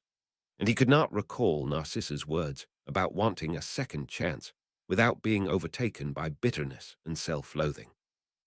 His visits to Malfoy Manor became less and less frequent, justifying to himself that Lucius was not as poor a caretaker as Narcissa had feared. Surely, he would ensure that Draco had the best tutors and the best care. Severus was excellent at convincing himself that he was not needed. Looking back, he thinks that it was his good fortune that Narcissa had decided against asking for the vow. Not that Severus can really say whether or not he would have even agreed to make it, for there was little to gain from such a thing. All he knows is that his life would have been forfeit if he had. Severus can still recall with perfect clarity the flu call from Lucius that fateful day when Odinson spirited his godson away. Lucius was raving mad, screaming about a ritual gone wrong and Loki come down from Asgard. Severus had grabbed a calming draught and gone through the flu immediately only to have hexes thrown at him. He had no choice but to withdraw back through the flu to safety. More than a fortnight passed before he was allowed entrance into Malfoy Manor. Lucius had greeted him with dead eyes. The proud Lord Malfoy informed him icily that Draco was gone and refused to provide any explanation. Though Lucius' demeanor had calmed, his madness remained. Severus felt a terrible dread that Draco had perished by that madness. It took several hours before Lucius admitted that the child had been taken away, to Severus' great relief. If the child still lived, then there was a chance to retrieve him. But when Severus tried to call the DMLE, he found Lucius Wand at his throat. The man bellowed threats and swore that he would kill Severus if he tried to make any official report of Draco's disappearance. Lucius insisted he had no claim, before going into a hysterical rant about how he'd incurred the wrath of a god. At a loss, Severus spent day after day at Malfoy Manor trying to make sense of what happened. Instead of searching for his son, the Lord of Malfoy Manor was obsessed with researching the dark arts. When Severus attempted to help him as he pored over the old tomes in the manor's library, Lucius would only mumble incoherent phrases and incomplete sentences. It took painfully long to get Lucius to speak enough details about what had happened in order for him to piece together that Draco had been taken to the Odinson estate. Once he finally had a concrete lead on Draco's whereabouts, Severus did everything he could to find any information about the Odinson family, only to be frustrated to encounter more rumor than fact. By then, it had been months since Draco had disappeared. His investigation was derailed before it even began, as he learned that false information about the abduction seemed to have been spread by Lucius himself in his insanity. The stories were all completely ridiculous to anyone with any common sense. Though details varied, tales that Odinson was kidnapping children to perform dark magic experiments upon, despite the fact that no other children had gone missing, and the more sordid rumor of Narcissa's secret love affair with Odinson. Impossible, since spells to confirm paternity were always performed whenever the pregnancy of a pure-blood heir was involved, were the most common. And then, after countless owls and months of failed attempts to gain admittance to the Odinson, a state the location of which was unknown and wildly speculated upon, to confront the wizard who had kidnapped Draco, the man in question simply appeared in his office one night. An impossible feat, considering that the anti-apparition wards on Hogwarts grounds were said to be even stronger than those of Azkaban. He was just as powerful as Lucius had described in his disjointed rants. "You've been seeking an audience with me, Severus Snape. You now have it," the dark-haired wizard drawled, his casual tone doing nothing to mask the danger emanating from him. Odinson's eyes were hard as steel despite the flickering amusement. Severus avoided direct eye contact out of habit and an abundance of caution. "I want to see Draco. I need to make sure he's safe," Severus had tried to demand, but it had come out as more of a plea. "His safety is never a question while he is in my care," something that was not true when he was residing at Malfoy Manor. Odinson's demeanor had sharpened, and he looked at Severus scornfully. The potions master felt a wave of guilt at the words, because he had known Lucius' temper was volatile since Narcissa's death, but he had never believed he was actually capable of hurting Draco. His regret told him that he was a fool, and his shame reminded him of Narcissa's desperate wish. "And yet you still did nothing to protect the child despite your suspicions, Oathbreaker," Odinson snapped, words dripping with disdain. Severus gasped in alarm and confirmed that his occlumency shields were still firmly in place. He strengthened them as best as he could. Lucius had said Odinson was an animagus and had incredible power. Was this mysterious wizard a Legilimens as well? But the man before him wasn't even holding a wand, nor did he ever make eye contact. How was that even possible? Odinson was even more dangerous than he had imagined. Cruel laughter interrupted his thoughts. "I am indeed. Why did you take him?" "Draco is the child of my magic," Odinson replied as matter of fact as someone stating the time of day. Before Severus could ask what that meant, 100 different images slammed into his mind. The force of it brought Severus to his knees as he processed the mental pictures assaulting his psyche. They were all of Draco smiling, laughing, playing, reading, eating, sleeping, safe, happy. His godson's smile was brighter than he'd ever seen it. And then the images were suddenly gone. "Oathbreaker," Odinson scolded. "You failed him and will now suffer the consequences of your uselessness. But you may yet be given a chance to prove your worth and redeem yourself." If you are still the potion's master here when Draco comes to Hogwarts, you will be free to see him again." And with that, Odinson had apparated silently and disappeared in a flicker of green and gold light. He was left with an icy fear in his chest that could only be compared to moments in the presence of the Dark Lord. Severus had wondered often about that night and how much Odinson was able to see in his mind. It was unnerving to think that any of his secrets had been exposed. But the encounter with the enigmatic wizard had given him the knowledge that his godson was safe, and that it was only a matter of time before he saw him again. The promise of that evening is fulfilled when he lays eyes on Draco for the first time in 4 years. Even though he's been bracing himself for this moment, he's still surprised by it. The boy looks so much like Narcissa, but with Lucius' pale blonde hair. Severus is both happy to see him well and saddened about the years he has missed. He again remembers Narcissa's words and then berates himself for being so foolish as to dare hope for a second chance. Does the boy even know that Severus is his godfather? His penitence-filled thoughts are brought to a halt at the sight of a boy with a messy mop of black hair standing next to Draco. Severus' gut twists at the sight of Harry Potter. Even as Draco is called up to be sorted, he cannot tear his eyes away. The boy looks uncannily like his father, and memories of James Potter's bullying come back in a rush. The old anger is still there, and has only fermented into a more acidic brine over the years. All of Severus' ugly emotions, still as thick as they were over a decade ago, choke the life out of any relief he feels at Draco's sorting into Slytherin. The Potter boy is called to be sorted after the Patil twins. Leaning forward in anticipation against his will, Severus resents the tension he feels as the sorting hat is lowered onto Potter's head. He hates that he cares about the outcome. Anyone with any sense knows that the boy will surely be sorted into Gryffindor. And yet he is compelled to give his full attention to the sorting. When the hat calls out Slytherin, he believes for a moment that the world has gone utterly mad. Any noises of surprise at Harry Potter's sorting into Slytherin is drowned out by shouts of "We got Potter" and boisterous cheering uncharacteristic of Slytherin House. His glare at the unbecoming behavior of his house goes unnoticed in the ruckus.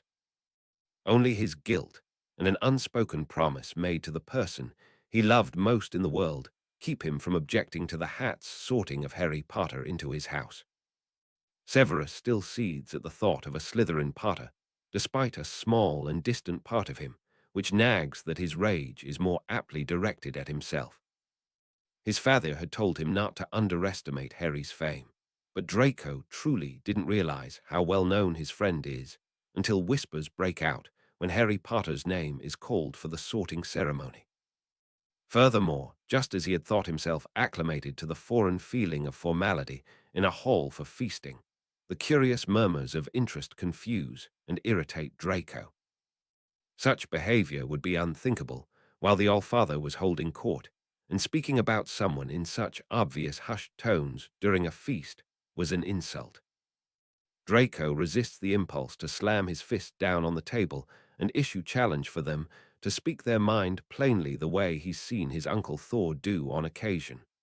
"Heimdall, these Midgardians are so strange," Draco mutters under his breath. Up until Harry's sorting, the Slytherin students had clapped for their newest members with enthusiasm, but not with the whooping exhibited by the other houses. Draco is glad he left some space for Harry to sit, because some of the older students were getting up and looked ready to mob Harry as he walked towards the table. Draco takes hold of Harry's wrist and quickly pulls Harry down to sit next to him. He had chosen the corner seat nearest to the dais where the sorting was held so that Harry wouldn't have to worry about being crowded on both sides. In no time at all, several of their upperclassmen descend upon their table and crowd out the first-year Slytherins who had been seated around them. Professor McGonagall, who had been placing the sorting hat on the first years, clears her throat loudly and looks pointedly in their direction. She waits a moment before she calls out the next student's name and continues on with the sorting ceremony. Draco tries to pay attention to the rest of the sorting, But it's difficult with so many of their housemates whispering tidbits of useful information and helpful hints in what is an obvious attempt to gain some of Harry's favor. Once the sorting ceremony has concluded, Headmaster Dumbledore gives the start of term announcements.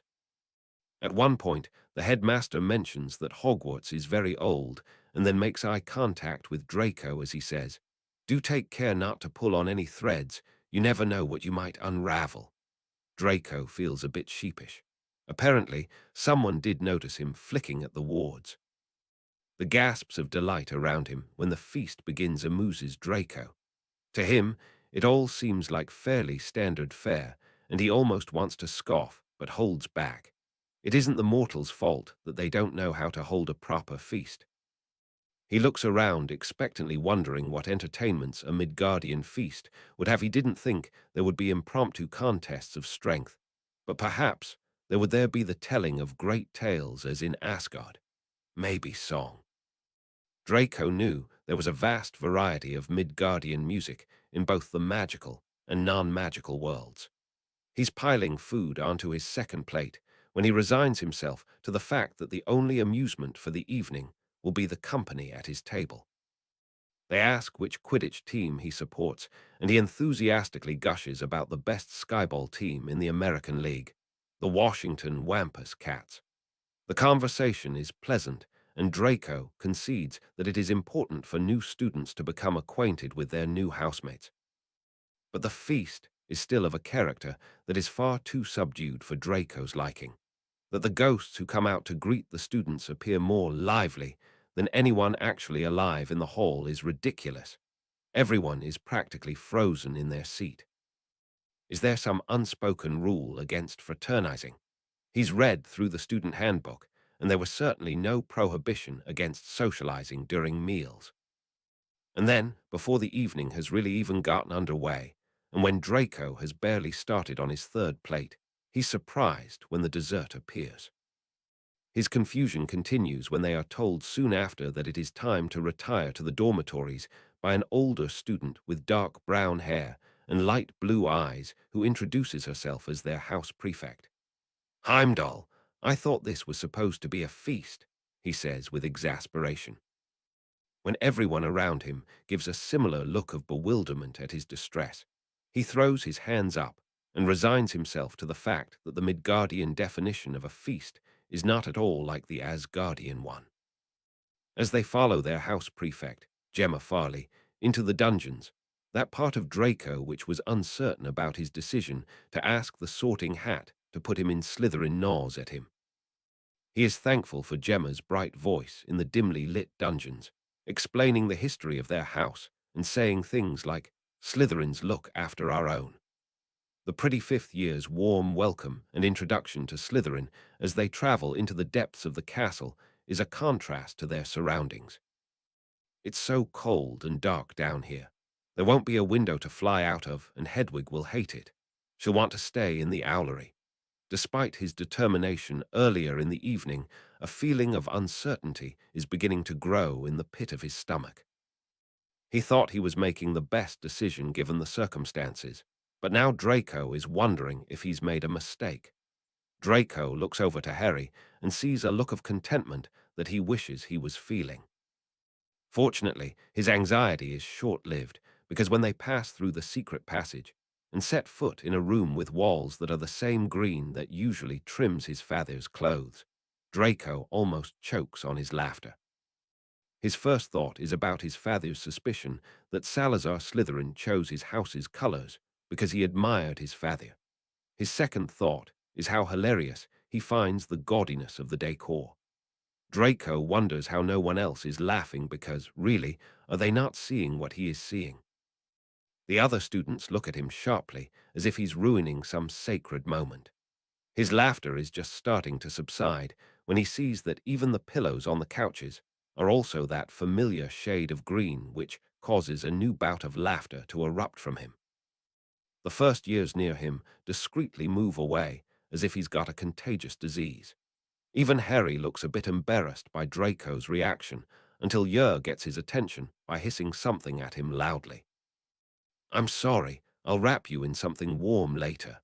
He hears Harry say quietly to Yer, and practically everyone in the room gasps. Draco wants to roll his eyes at the reaction because everyone's seen Harry talking to his familiar. And the ginger boy probably told anyone who would listen about their encounter. Honestly, these cunning Slytherins should have already worked out that Harry is a Parselmouth. Still, he gives them the benefit of the doubt and decides that they are probably just shocked by hearing Parseltongue for the first time and not actually completely dense. "Yours cold again?" Draco asks Harry casually while every eye is on them. "Yeah, you know how she gets," Harry replies while still looking at Yer and clearly self-conscious at his housemate's reaction to his gift. While Draco doesn't like Harry feeling this way, he's glad for it at the moment because he knows that Harry automatically speaks Parseltongue whenever he's looking at a snake. Murmurs ripple through the room. This time, Draco does roll his eyes. Well, she's either that or she's hungry. "Really, does she ever do anything but complain?" he asks in an amused tone. He's declaring that he's Harry's ally and showing the other students that he's just as strangely gifted by conversing him in this way. "Maybe that's just your bad influence," Harry teases with a small smile. Draco laughs into the stunned silence that surrounds them and agrees. Yes, that's most definitely it. He scans the expressions of the gathered students. Draco sees a mix of surprised, thoughtful, and curious faces. Only one of the first-year girls looks apprehensive. He reaches over to rest a reassuring hand on the back of Harry's neck and can feel himself grinning. Slytherin was the right choice, Draco thinks to himself. After a moment, a harsh voice barks out, "If you two are quite finished." Draco and Harry snap to attention as Professor Snape approaches. Taking in their head of house, Draco tries to be open-minded as he's been taught, but there's just something about Severus Snape that he doesn't like. The potion's master is so blank and lifeless. It's inhuman. It has to be a mask. Earlier, during dinner, Draco refuses to call it a feast on principle.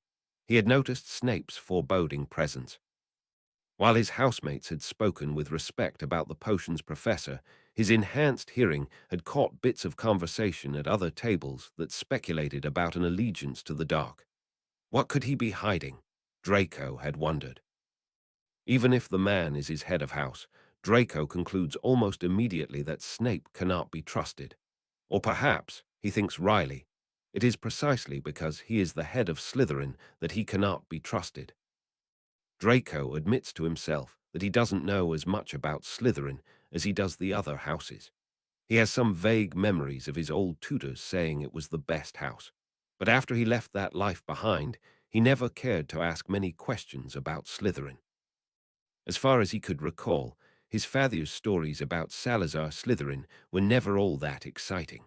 Not the way the stories about Helga Hufflepuff or Godric Gryffindor were.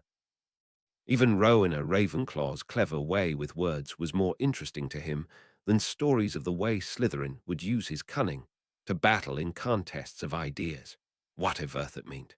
Draco had never bothered to ask for more particulars. "You have all been chosen for the honor of joining the most prestigious house of Slytherin. No doubt, many of you have been raised to understand fulfilling the duty of one's station. For those of you who haven't had the benefit of a proper upbringing, know that your position in this house comes with certain expectations and responsibilities. You are expected to conduct themselves with the proper decorum of your house." Snape drawls ominously. Draco bites his lip to stop from laughing again. Snape's words are dripping with arrogance, and his monologue is filled with overly dramatic pauses. But he makes himself pay attention as their head of house continues. He can't play the game if he doesn't know what the board looks like. There is a reason why Slytherin is resented by other houses. It is because we are better, superior in every way. We do not focus on the insignificant in the way that Ravenclaws do as they get lost in the minutiae. We do not follow blind sentiment the way that the Hufflepuffs do. And we do not, I repeat, we do not act like fools in search of their own glory. The potion's professor pauses and fixes a menacing glare in their direction. Draco crosses his arms defensively while Harry audibly swallows and nods his head quickly. "We have won the House Cup. every year for the past 6 years, and I expect that tradition to continue. Be dedicated to your studies. Do not be caught breaking school rules, and abstain from engaging in the kind of frivolity which will result in losing house points. Disputes amongst yourselves are to be settled here, and not as a spectacle for those in other houses who would take great pleasure gloating over our weaknesses. There is no reason to show them anything but our strength. Such displays reflect poorly on us all. Norns, what have I gotten us into? Draco laments and wonders what Slytherins were expected to do for fun, and if they are even allowed to have any. He thinks wryly. Ah, one other thing. The term mudblood is not to be uttered outside this house. No exceptions. You must learn the proper place for unpopular sentiment. Snape says meaningfully. Several of the other first years straighten in response, whereas Draco is annoyed that he doesn't understand the subtext. He remembers what his father has said about things which can't be learned in books. You are dismissed. When they are dismissed to go into the dormitories, Draco grabs their trunks from the hallway where they've all been deposited, and Harry pulls him to the last room on the boys' side. Slytherin House is located so deep that the lake is outside their windows. There are 3 four-poster beds with green silk hangings. Harry thinks that the bed furthest away from the window might be the warmest for year, so he walks directly to that one. Draco is still standing at the doorway, taking in the room with a hand over his mouth and his shoulders shaking. He's laughing again. Harry wants to bury his face in his hands. It had been nothing short of mortifying when they had first entered the common room and his best friend had burst into laughter. Then they had caused such a scene just because he wanted Yer to stop complaining so loudly. The disapproving look on his head of house's face made Harry feel awful. It was frustrating, and Harry felt uncomfortable standing out so much. Why do you keep laughing at everything? He asks exasperatedly. How are you not? The decor is so hideous. It's brilliant, Draco beams. Was getting sorted into Slytherin some kind of joke for you? Harry demands, feeling defensive over his house. It was surprising when the sorting hat had called out Slytherin when Draco was sorted. In the short time that he'd known the Blonde, he'd heard Draco talk much more about being in Gryffindor or Hufflepuff. But Harry was determined to keep his promise to follow him and said as much to the sorting hat. Difficult, very difficult. Plenty of courage, I see. Not a bad mind either. There's talent, my goodness. Yes, and a nice thirst to prove yourself. Now that's interesting. So where shall I put you? Harry had gripped the edges of the stool and thought, Slytherin. Please put me with Draco in Slytherin. The smug hat was only too pleased to oblige, agreeing that Harry would go far in Slytherin. During the feast, he was greeted and welcomed by so many of his fellow Slytherins. They seemed so eager to give him helpful information. And then, when Harry found out that their head of house was the potions master during the feast, he felt as though everything had aligned perfectly. I really do belong in Slytherin, Harry had thought with awe. He and Draco have been talking about being sorted together at Hogwarts since the day they met. And all right, maybe that was only just over a month ago, but Draco had always talked about it like it was special. And right now Draco isn't acting like it's special at all. His friend's smile instantly falls away, and the look of guilt that flashes on Draco's face is enough for Harry to realize that he's misunderstood. No, not at all, Harry. I couldn't be happier than to be sorted into Slytherin with you, Draco declares. Harry chews on his bottom lip, feeling uncertain. Excuse me, a taller boy with dark olive skin pokes his head into the room. Is that third bed taken? He asks politely. It's free if you want it, Draco says to the newcomer, eyes focused and appraising. You know who we are. Who are you? Their fellow Slytherin looks taken aback and then says dejectedly, Blaise Zabini. He pauses hesitantly. Draco, do you really not remember me? Draco says nothing in response, and Zabini continues. When we were children, I'd sometimes visit Malfoy Manor and we'd play together. When you were taken away, my mother would hardly let me out of her sight, and I couldn't go into the gardens for months. I thought I'd never see you again. Zabini's face looks regretful, and Harry wonders how often this boy thought of Draco growing up. He can't imagine how he'd feel if Draco suddenly disappeared from his life. Harry thinks he might be jealous of Zabini for knowing Draco longer. Is he the friend who Draco mentioned? The one who gave him the book? Harry wonders. Except that Draco doesn't seem to remember Zabini.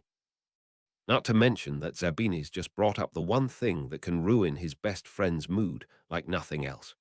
Harry is expecting the anger that flashes through Draco's eyes at Zabini's words, but is surprised when Draco suddenly grins widely and starts laughing. "You're not bad, but I can tell that none of that was real," Draco scoffs. "Try again, Zabini."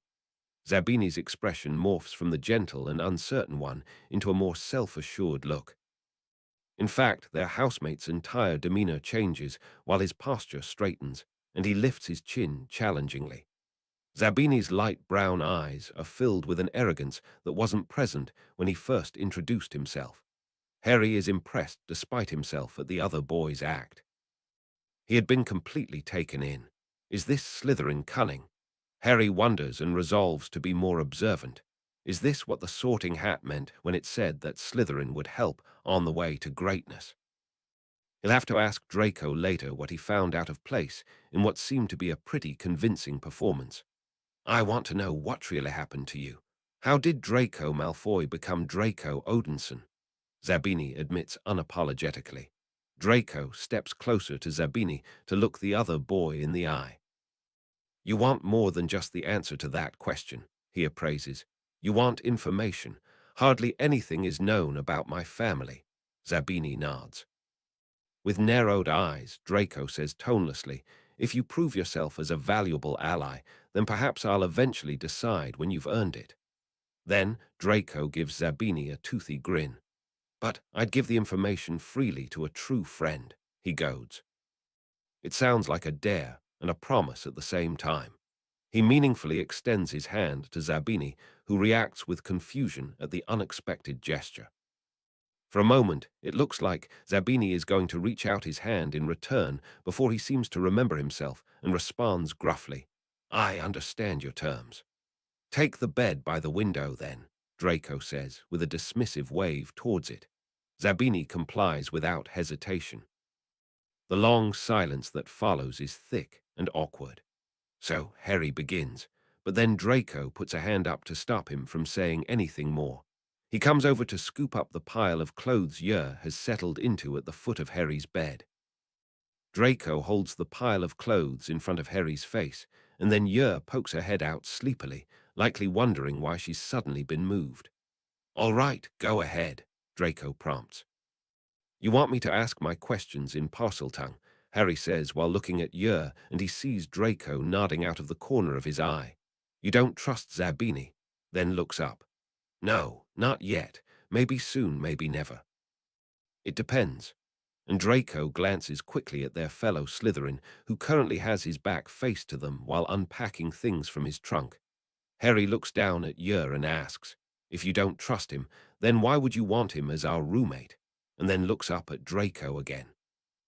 Draco frowns and gives Harry a reproving look. He gestures in the direction of Zabini with more than a hint of annoyance. Harry rolls his eyes, then looks back at Yer.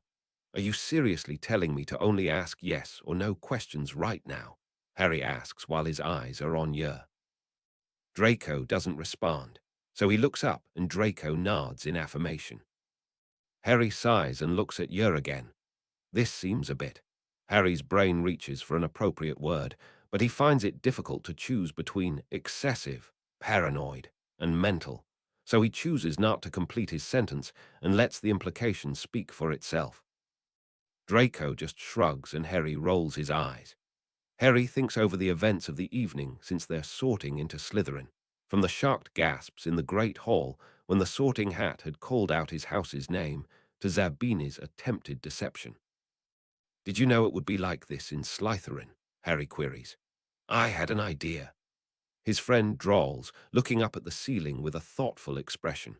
And maybe Harry hasn't known Draco that long, but he's known him at least long enough to know when he's holding something back. He feels frustrated. Then, why? You always talked about making friends in Hufflepuff or having adventures in Gryffindor. Harry pauses, but his jumbled thoughts refuse to organize themselves. The Sorting Hat said I'd do well in Slytherin. Did? Did you know? Did you come here because of me? Draco's eyes light up with mischief, and he declares, because Harry, garden gnomes.